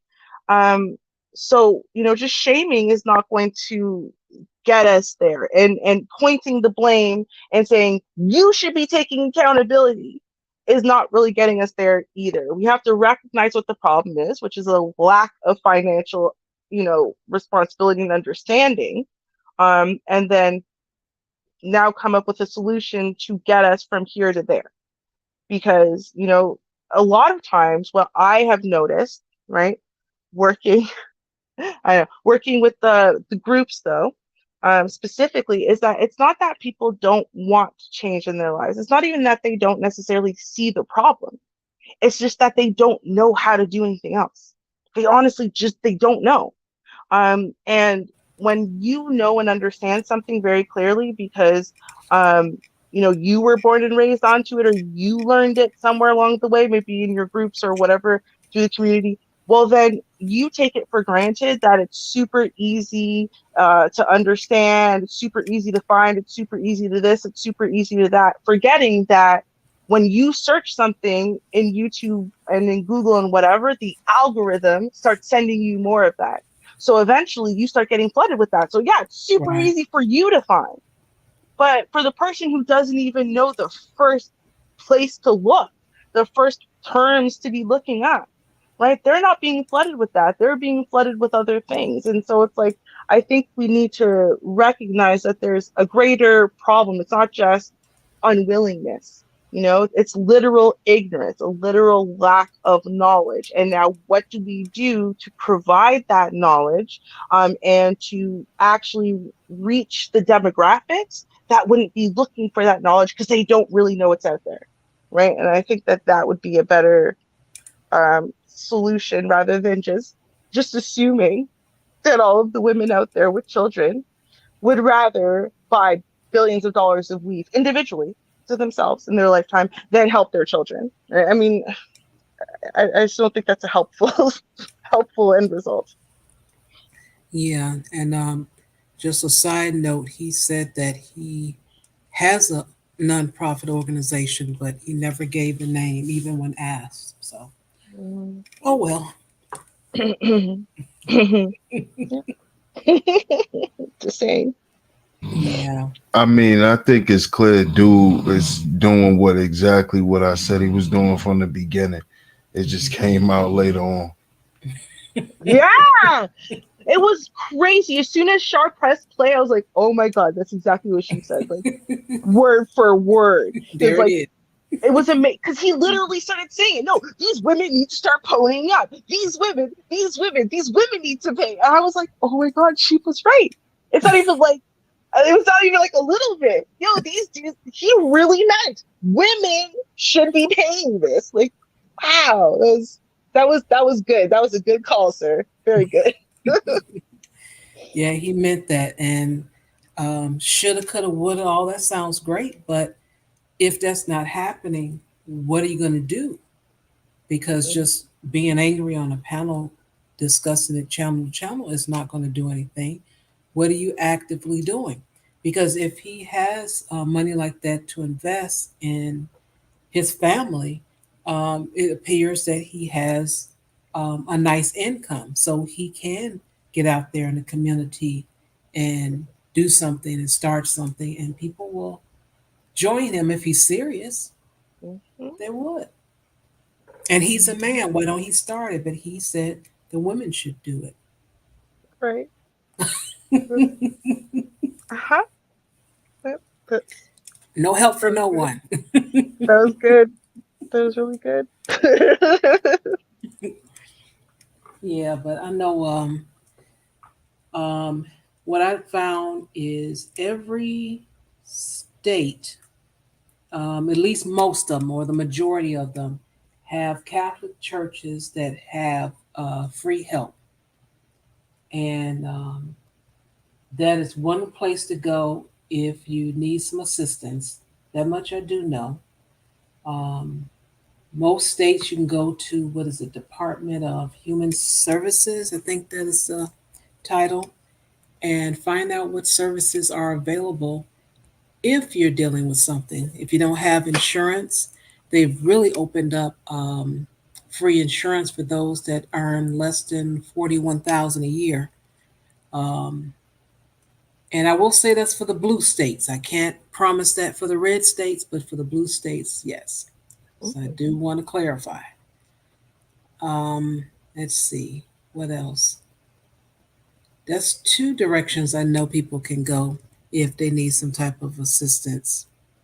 Um, but now I can ask you guys, as I mentioned earlier, there's a lot of articles of men harming themselves, the ex girlfriend, current girlfriend, or even the children.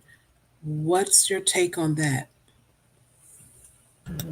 My personal perspective, I think the hardest divorce to deal with is when you divorce yourself from yourself. Divorce yourself from yourself. Hmm, Uh, okay. and and when I say that, it's like you got a lot of individuals who put a lot of value in other people who don't appreciate them, don't support their growth. So you get someone who lives vicariously through other people, be it the spouse, their job, other things that can go away. And then when they lose said things or things are threatened, um, that's where you start seeing the decline. And or when they can't get the help they need. And there's many ways that individuals cry out, either openly or silently. And when Mm, they feel that nobody's hearing them, they figure, what's the point? Um, Admittedly, that's happened 4 times in life for myself. okay. I'm going to mention this because I did see where um, the one gentleman, and that was a big thing in the space, where he was doing a Facebook Live and he actually named someone and say, "Yeah, man, you know what's going on. We talked about it." Now, in his case, he talked to someone, um, but any idea about that? I mean, I know you don't know the gentleman or anything, you haven't met him, but something happened. What's interesting about this is I actually just set a pre-record for tomorrow. Hmm. That's where I'm actually telling a story that just recently happened. Oh, okay. Um with a brother that I actually know. And Oh, okay. you know, he told me to tell his story. So I decided to make a video about it. It will be dropping tomorrow. So I don't Okay. really want to go into it, but Okay. um in the video I explained the story. I didn't get into too much details, you know, for graphic purposes. Yeah. But Hmm. Right. you know, just from that alone, y'all kind of know where I'm going with it. You Yeah. know, you know that he lost it. Yeah. Okay. So I'm very familiar with that. And um I also just learned last year that mental health runs in my family. Yeah. Oh. On my mother's side. Uh schizophrenia and bipolar depression. Yeah. Mm, okay. Yeah, that is questions that they have on your intake form as well as when the doctors talk to you. They always ask about that history. So that's Yeah. important to know so they can be aware of that. I do have a question. It's like, do we actually believe that most of us were raised or institutionalized early? Raised or institutionalized.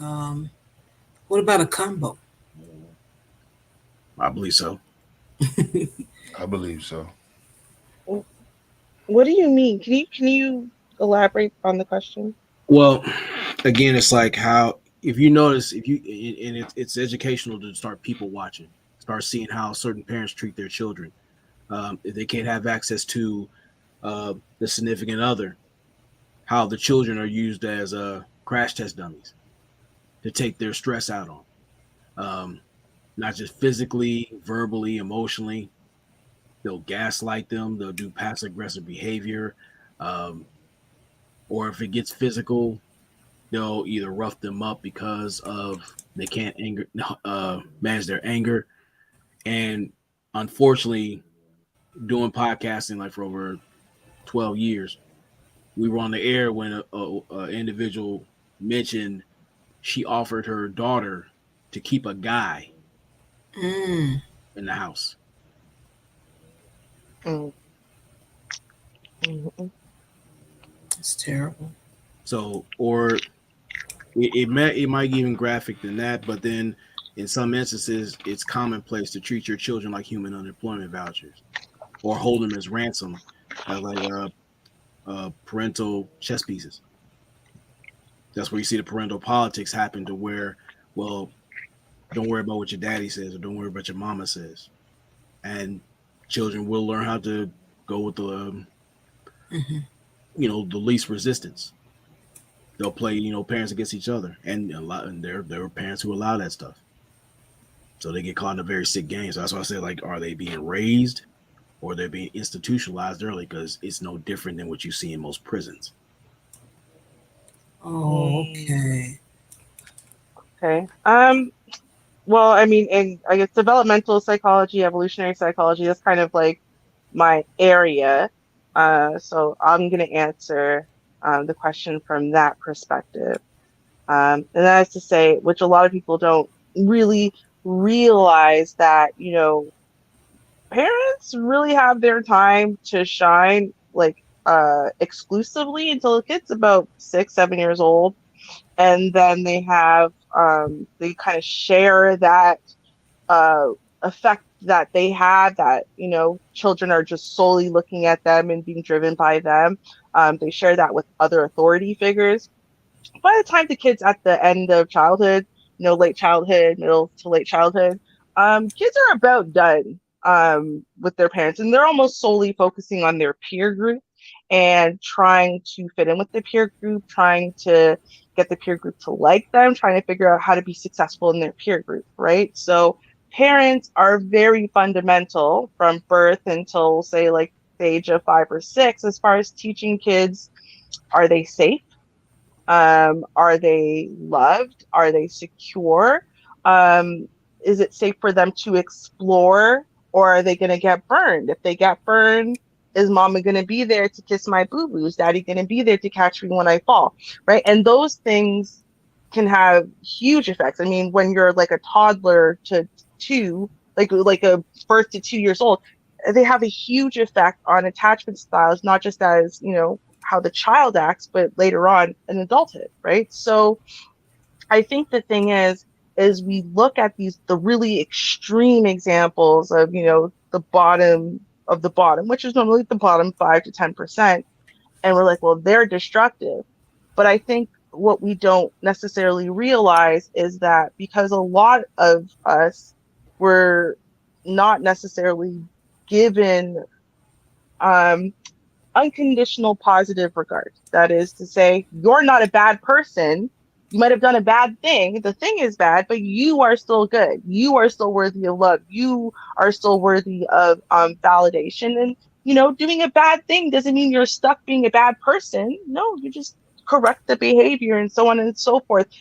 It's okay for you to make those mistakes. And it's okay for you to go over there and love daddy, even though I don't love daddy. And I'm not going to be mad. And when you come back, I'm still going to love you. And so on, like all those types of things that make us develop secure attachment styles early on in life, which makes us engage with the world in a more productive way. It actually helps us to expand our mind. It helps develop your fluid intelligence, your ability to learn new things, incorporate new things, so on and so forth. Like that's so pivotal and it's so critical, and it will start showing up in a variety of ways no matter what happens.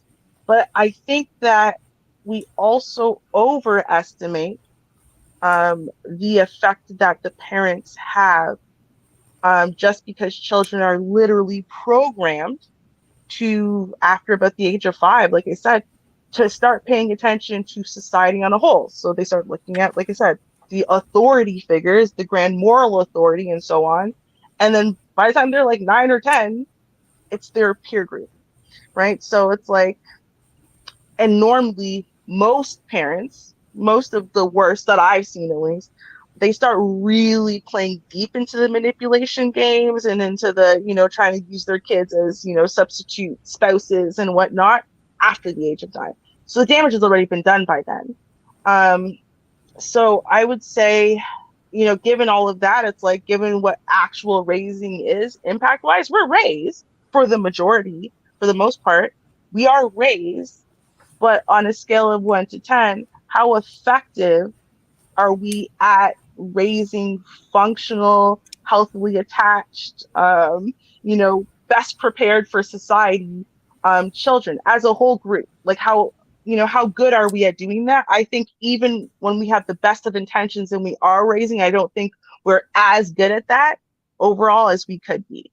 So I think that's, to me, what the problem is. Not that we're not raising our children as a collective. It's just that you don't know what you don't know, and you can't teach what you don't know, and we don't even know that we don't know it, so we got to get better at it. And so we're not doing a great job at raising, but it's not because we're not raising, it's just because our techniques suck.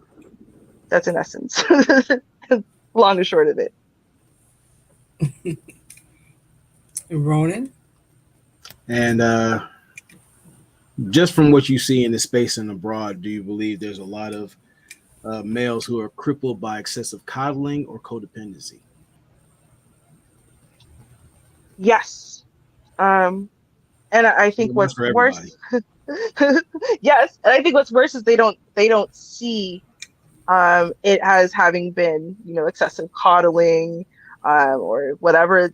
It's like there's like a dichotomy in their brains where it's like they focus on all the things they didn't have and all the ways that they missed out, all the ways they didn't get support or love, or someone to rely on and whatever. And so they miss out and they don't necessarily see all the ways in which they've become codependent, all the ways in which they are coddled, all the ways in which they've kind of, low key infantilized themselves. So Um, I'm gonna do two like quick. For one, there was a pod I was on, and the guy he was talking about. He goes to the doctor with his kids, and when they start talking about their family history, you know, the mother, she talks about her dad, her mom, so forth. Then when it gets to him, he can only relate things that his mom went through because he don't know his dad's side. So it was a difficult situation to where like I'm in the house with my kids, my wife, so I can talk about from me onward, but not the past. That was his whole thing. And then going into the situation where the mom, that guys, it's funny because even with that situation, you have dudes that had their dads in the house, but they was always taught by their mothers who were single mothers to follow the rules. So when it came down to it, you know, so-called good mothers made submissive husbands, to a point where you follow the rule. This woman is this woman is that. Take this, take her as she is and all, because hey, your mom was a strong, independent woman. So, she fought, she gave you life. She did this for you. You need to be thankful. And when it goes into a relationship, this guy is thinking the same thing. My mom was an awesome woman. My wife is an awesome woman. She does no wrong. To my mom, she always say, happy wife, happy life. Fight the good fight. And that's a repetitive thing that which most guys go through, that if your dad was submissive, you will be submissive until the point, like I say, at 18. You figure at 18, you become a man. You have to break those shackles of mom or submissive dad to be a man. And being a man is just not saying, man, I'm 18, I can go do what I want. I'm 21, I can drink a beer. No, it's you finding yourself. That's what I say. Men raise men. I mean, to an extent, a woman can garner certain things to a man. I can be tough to you. Like as a woman, she can be tough, she can be hard, she can be everything to put this man in a mind frame. But to an extent, that man has to talk to men in order to develop. I always talk about this when I married my wife, I talk to my uncles, my coaches, just a lot of men, my granddad, all men to say, am I doing things right? Am I gonna live up to a certain standard? I talked to men and they all gave me advice on, you being a 25-year-old, you got your life situated to a certain degree. You move different than most. You know, I talk to the elders, in which most guys don't nowadays. And life lessons gave me that course into saying, if this is what you're gonna do, be a man, do it. Don't put one foot in and keep one foot out. Put both feet in, and if you're gonna go through this, deal with whatever comes with it. Don't have one foot in. If you don't like it, the water's too hot, jump back out and go somewhere else. You know, that was my whole thing about marriage. Like, me and BGS had this talk, and I had the conversation with him, and both guys up and down with him, but at the same time, he hit it right on the money. He said, "You being 25, you always talk about this. You have knowledge of self than most. Most guys get into knowledge of self at 30, in their 30s, maybe even 40s, to where they literally find themselves and realize what they want out of life. You found it at 25. That's a blessing. Most guys are not gonna find it at that age." And I said, "Yeah, I did. I know what I wanted. I wanted a family. I didn't chase the, tatanitas, the tatalicious, whatever you want to call them, but it was to the point where I knew the situation. I wanted to have a family, and I looked at the women that I was dealing with, and the process went forth from there. A lot of guys don't walk like that. The narrative is I'm a man, King Kong, beat my chest. If you don't like me, you're wrong. So forth and so forth. But it was to the point where I knew what I wanted. Mm. I knew what I had to take to get it. I knew the relationship that I wanted, the compromising position that I was in to where, me and my wife, the whole team thing, us working together, than me saying I'm the King Kong, you listen to me, woman, and you do what I say. That was never a discussion, you know. And it's like the echoing that you a man all day, you a man whether you married or not. But to the point, the situation, whether you're a married man, is different. Mhm. Okay. Whether you're it's different. Mm. Okay. Well, that makes a lot of sense. You have to know what you want. And to now that you point that out, that it depends on the age, and normally 30s or 40s, maybe what we're hearing and seeing is men not really knowing what they want. It just depends on the chat room of where they are that they say they know what they want. Hmm, that could be it. Yeah. I have a question for the gentleman. Unfortunately, she had to go. So the other guys, hopefully you can answer, because I saw something, it's probably like last year. And I believe the first channel that I saw it brought up on, which made me, kind of do a search on it, was MTR. And the point is, he said that in essence, in America, men are taught, or conditioned, I guess you could say, to define themselves, and more importantly, manhood, and reaching manhood, reaching a level of development, self-actualization, where you can call yourself a man and deserve respect and whatever, that they define that based on having a woman, right? Having a wife, having a girlfriend, being able to provide for that wife, and to provide for the children. So they are incorrectly conditioned into thinking that self actualization actually has nothing to do with self, and that, they can only really be defined as good, productive men if a woman, in essence, is validating that and saying, yes, he is a good, productive man for me.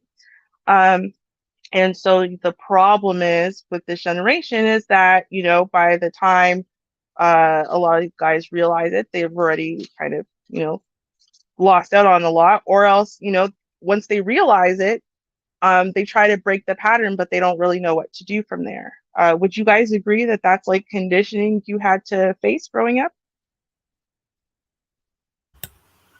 She.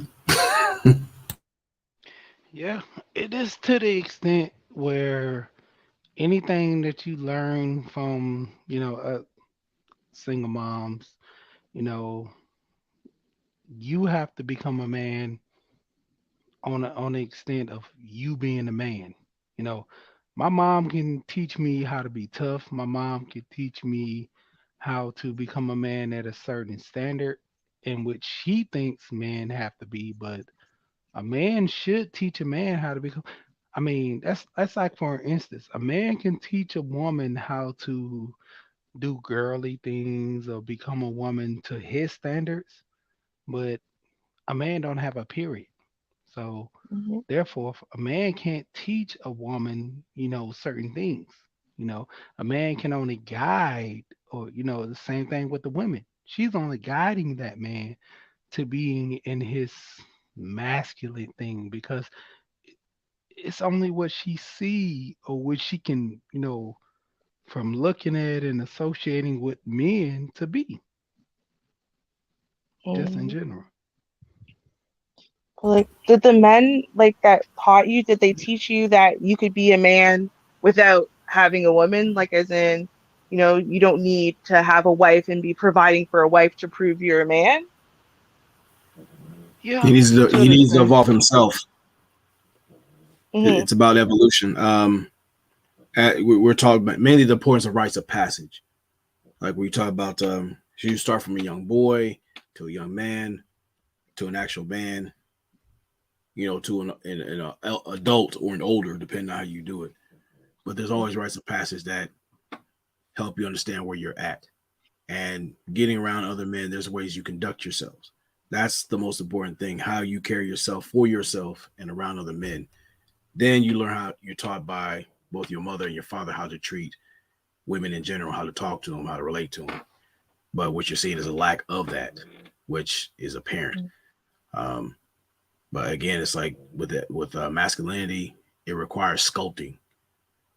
There's going to be a lot of trials, more mental than and physical. But once he gets to of age to understand himself and how to maneuver, that's when you learn that man develops that appetite for adversity because that's what he's going to run into. He's got to grow by certain things. That's why he's going to bump his head. But once he finds his groove, that's where he becomes that man of principle, purpose, or a broken one. Mm. Okay. Yeah, I'm a loss for words. I don't have much after that. Oh, 'Cause- go ahead. I, I'm sorry. I want to say in the passing of my father right around 94, Mhm. I wanted to rely on my uncles because they were the idea that was pushed upon me. But then I saw it like, look, some of us chose to go to the military, or some found a solid mentor, so to speak, to lead us in the right direction, give us sage advice. Um, and usually it's better suited when it's unedited because, again, you taught a certain way because life is even harder, especially if you're too soft with yourself. Mm. So that's why, I mean, and plus you're in this environment where Ben's emotions were kind of like, um, I mean, adepts to it because we're not emotionally centered. We do have emotions, but they're channeled differently. We try to get things to a logical point. There's a problem, solve it. We have issues. We're not given too many safe spaces to deal with it in a emotional way. But you have other brothers who teach you how to do that if they're trusted, if they earn that trust to do so. Because again, once you lose that trust with somebody, things can go chaotic. This is what you see in this space and abroad. So that's all I'm gonna add. Mm. Do you Mm. think, um, I would just say personally, yourself as well as maybe men that you know, does that happen often where you confide in someone and ask for some help or instructions and they um, do what you see in a space? You may tell someone else, make fun of you or anything like that. Can I jump in there? Go All right right. ahead. So basically, yeah, that is true. When it comes down to it, um, if you're not giving what the other people in the crowd want to hear, they will taunt you and torment you, and pitchforks and torches will be ignited to, kind of, push you into their direction. But it comes down to the point of, I keep saying this, knowledge of self. you know don't steer to the direction of others. Stand on something that you've been taught to be whole, guiding light, that burns, that give you a purpose in life. A lot of people, they don't have a purpose, so they're going with any narrative that is put in front of them, you know and that's why I push that knowledge of self so strong, because Hmm. you know, when you come on panels, it's a me and Kane the guy, we was just talking tonight, and we was talking about the echo chamber. And I told him, I said, it's real good. I had a guy on the panel, we was talking about a situation, and it was real cool when it was on a panel in the manosphere. But when we got off that panel, me and him was like, well, we're gonna go over this other panel. It wasn't represented, to the point in which he thought. He was beating the drum like, oh, black men have to be protected. And the guy was like, well, that black man was wrong. So, we're going to put him in the fire and bush. He was like, no, I'm going with him. Who else is going with me? And everybody else was like, nah. And I told him, nah. And after we had the conversation offline, I was like, see how the Mm. representation of men are? When you're in the space, you're for men. But when you're out the space, you have to do the judgment call of what is right and what is wrong, you know? Mhm. And like I said, the echo chamber is good only when you're in the echo chamber and it, whatever you say comes back to you. But to the extent when you're not in the echo chamber, you're on a lonely island by yourself. And so a lot of Mm. people, when it comes down to it, it's a tough situation to where they have to really find their footing in life, and it poses that question, have I been led astray or I've been given direction to, actually, maintain life or sustain something that I can pass on to the next generation? Because when it all boils down, whatever I'm being taught, I'm giving to my kids. So if it's the wrong direction, the wrong, situation, I'm Mhm. teaching that to the next generation. And whether it's doom or if it's a victory, it all depends on me knowing the proper knowledge, the right scenarios and situations that I can teach to the next generation to help them as well. Mm. So Mhm. you brought up something which is the echo chamber, and we're all very familiar with the various echo chambers. And I have heard men say that the echo chambers are actually very healthy and a really good thing for men and something that has been much needed for men and is going to help men, heal, grow, develop, whatever. Do you guys agree that the echo chambers are good, or do you think that they're bad and destructive for It black it, men? it depends on um, the parameters set there. Is there system, order, and structure put there, or Okay. is it a cyberspace circle jerk? Okay. So Okay. you have to see about what it is. Is man, there's some people again like they use a space as a trauma bonding space, and granted, it's healthy to get that anger out, but you got to find constructive ways to do it. But being stuck in that perpetual hamster wheel talking points and being Mhm. triggered, and some people develop that dependency on being triggered by that. That can be very Mm-hmm. unhealthy real quick. Mm, And then the thing is, very like, true. it's not just discussing certain things. Mhm. Where's the follow through? Where's the proper Hmm. supports? Not just for yourself, but other peers, because other people are watching. That's what we don't see half the time. Mm-hmm. Yeah. That's true. And Yeah. I'm gonna need somebody to give some love to the panel because that's the only reason I do that, because I tell guys, I say, when you're dealing with men, don't come emotional when you're talking to a man because, as men, we deal in fact.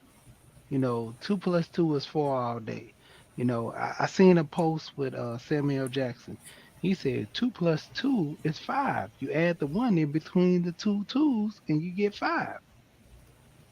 And that's the thing. A lot of people, you come from emotional base like, oh no, and No, like men deal in facts. We talk rational. We deal with each other on principles and morals. If you don't have that, you're dealing straight from emotions because I feel. You know, I seen this guy and it's funny. Uh, he always say, "This is my factual opinion," and I laughed. I was like, "What?" Oh, that's He's like, awesome. "This is my factual opinion." And I was like, fact, I'm still scratching my head like factual opinion. He's like, yeah, this is my opinion, but to me, it's facts. And that comes from straight from where? When the women always say, I was like, man, I My I'm like, truth. dude, my feeling. Hmm. truth. I'm feeling Hmm. that. I'm feeling this is what I'm saying is true. Hmm. Exactly. It's like I was like, oh man. I just listen. It's like more and more I start hearing these guys have these same, kind of relative issues as a female, and I'm like, what are we doing with each other? Like, come on. What? Well, I can't That's Well, why. imagine what you guys hear with your man brain. I can't imagine. But That's I why think it's it'd be referred funny. to as emotional outbursts. That's what you. emotional. I like Me that. too. When it comes down to it, it's like, okay, I don't mind a guy. I mean, somebody express themselves because yeah, okay, this is what it is. Mhm. What are we gonna do about this? And I get annoyed when we come back at the same spot. Okay, look, we tried this. Let's try something else. No, if you're providing more energy with excuses rather than results, that's where it gets problematic. That's where I start tuning out the while because it's like you're addicted to the problem. You're Hmm. not ready. You're not ready to come out of that. So why are we talking about it? Right. Yeah, it's Absolutely. reminds me of a lot of the shows when you scroll through the YouTube streets and you see the title. It's the same title for the past 5 years. It's just reworded. Hmm.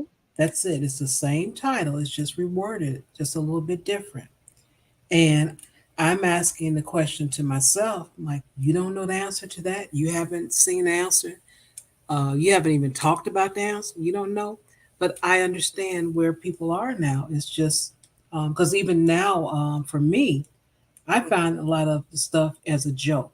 I decided the first of this year, all of it is just a joke now.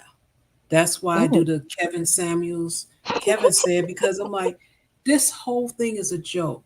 People are angry at somebody else that's doing better, that's talking about this, and they like, oh, I said it first, and I need a certificate. I need their firstborn. I'm like, what is going on? So now everything is just a joke at this point. So now I just make fun of it. I just laugh at it. I agree because Hmm. I did a video on it and I refer to it as ashy dick analytics. And So Ronan, real. you're really good with naming stuff, and y'all notice Ronan has dropped at least like 10 branded things. Like, dude, but when it you comes gonna be to the next Kevin Says. Watch, because Ronan no is no good at this. I like no this. well before I get into that, anytime you say Kevin says, you gotta do a snap and a Z formation. You have to do that shit. Number two, when I said refer to as ashy dick analytics, the thing is like instead of looking at yourself as a common denominator, you're steadily projecting and you're in a space that promotes projection. All them women, all them faces, they're extension of the same problem, just in a different form. They're a reflection of what you refuse to address, and you Mm. figure you're going to fuck your way to salvation when you can't. That's why I tell guys you have to unfuck yourself, untuck your nuts, and unfuck yourself. That way, you were the common denominator. You gave them people a stage to perform on. When do you shut the lights off and face yourself? Mm, That's what it comes down to. I could blame a lot of people and they've done some things, but I have to remember I gave them time and opportunity to do the things that they were allowed to do. okay. Right. Mm. See, we're the gatekeepers of relationships. You, the women, are gatekeepers of sex. So Hmm. again, some guys get screwed up. They figure like if I get some sex, I can, eliminate my problem. Only going to do it is exacerbate it because that problem just sitting there looking at you. Wait for you when you're done. Right, when you get through. Well, I don't have Kevin doing the Z motion, but Yes. he has that diva in him. So I do have that 3-second clip. So I'll give that to you. Here you go. I'm a diva.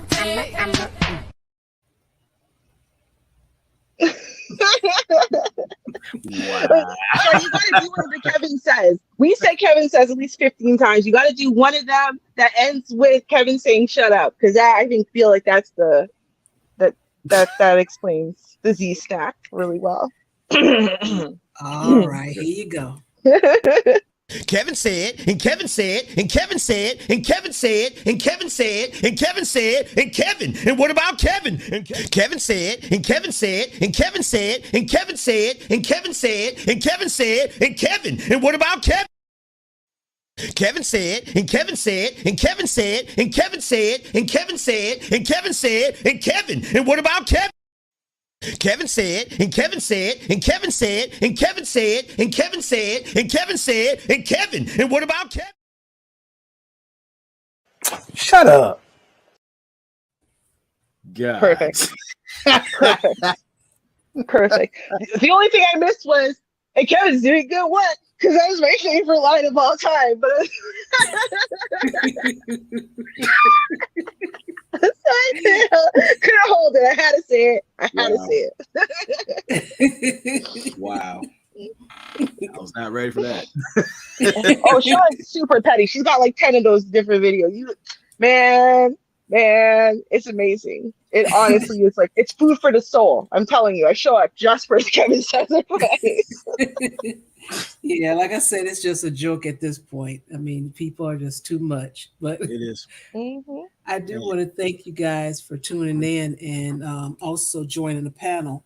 I enjoyed the conversation, and I hope that the information given will put some things on people's mind, do some research, and just consider maybe doing things differently to improve.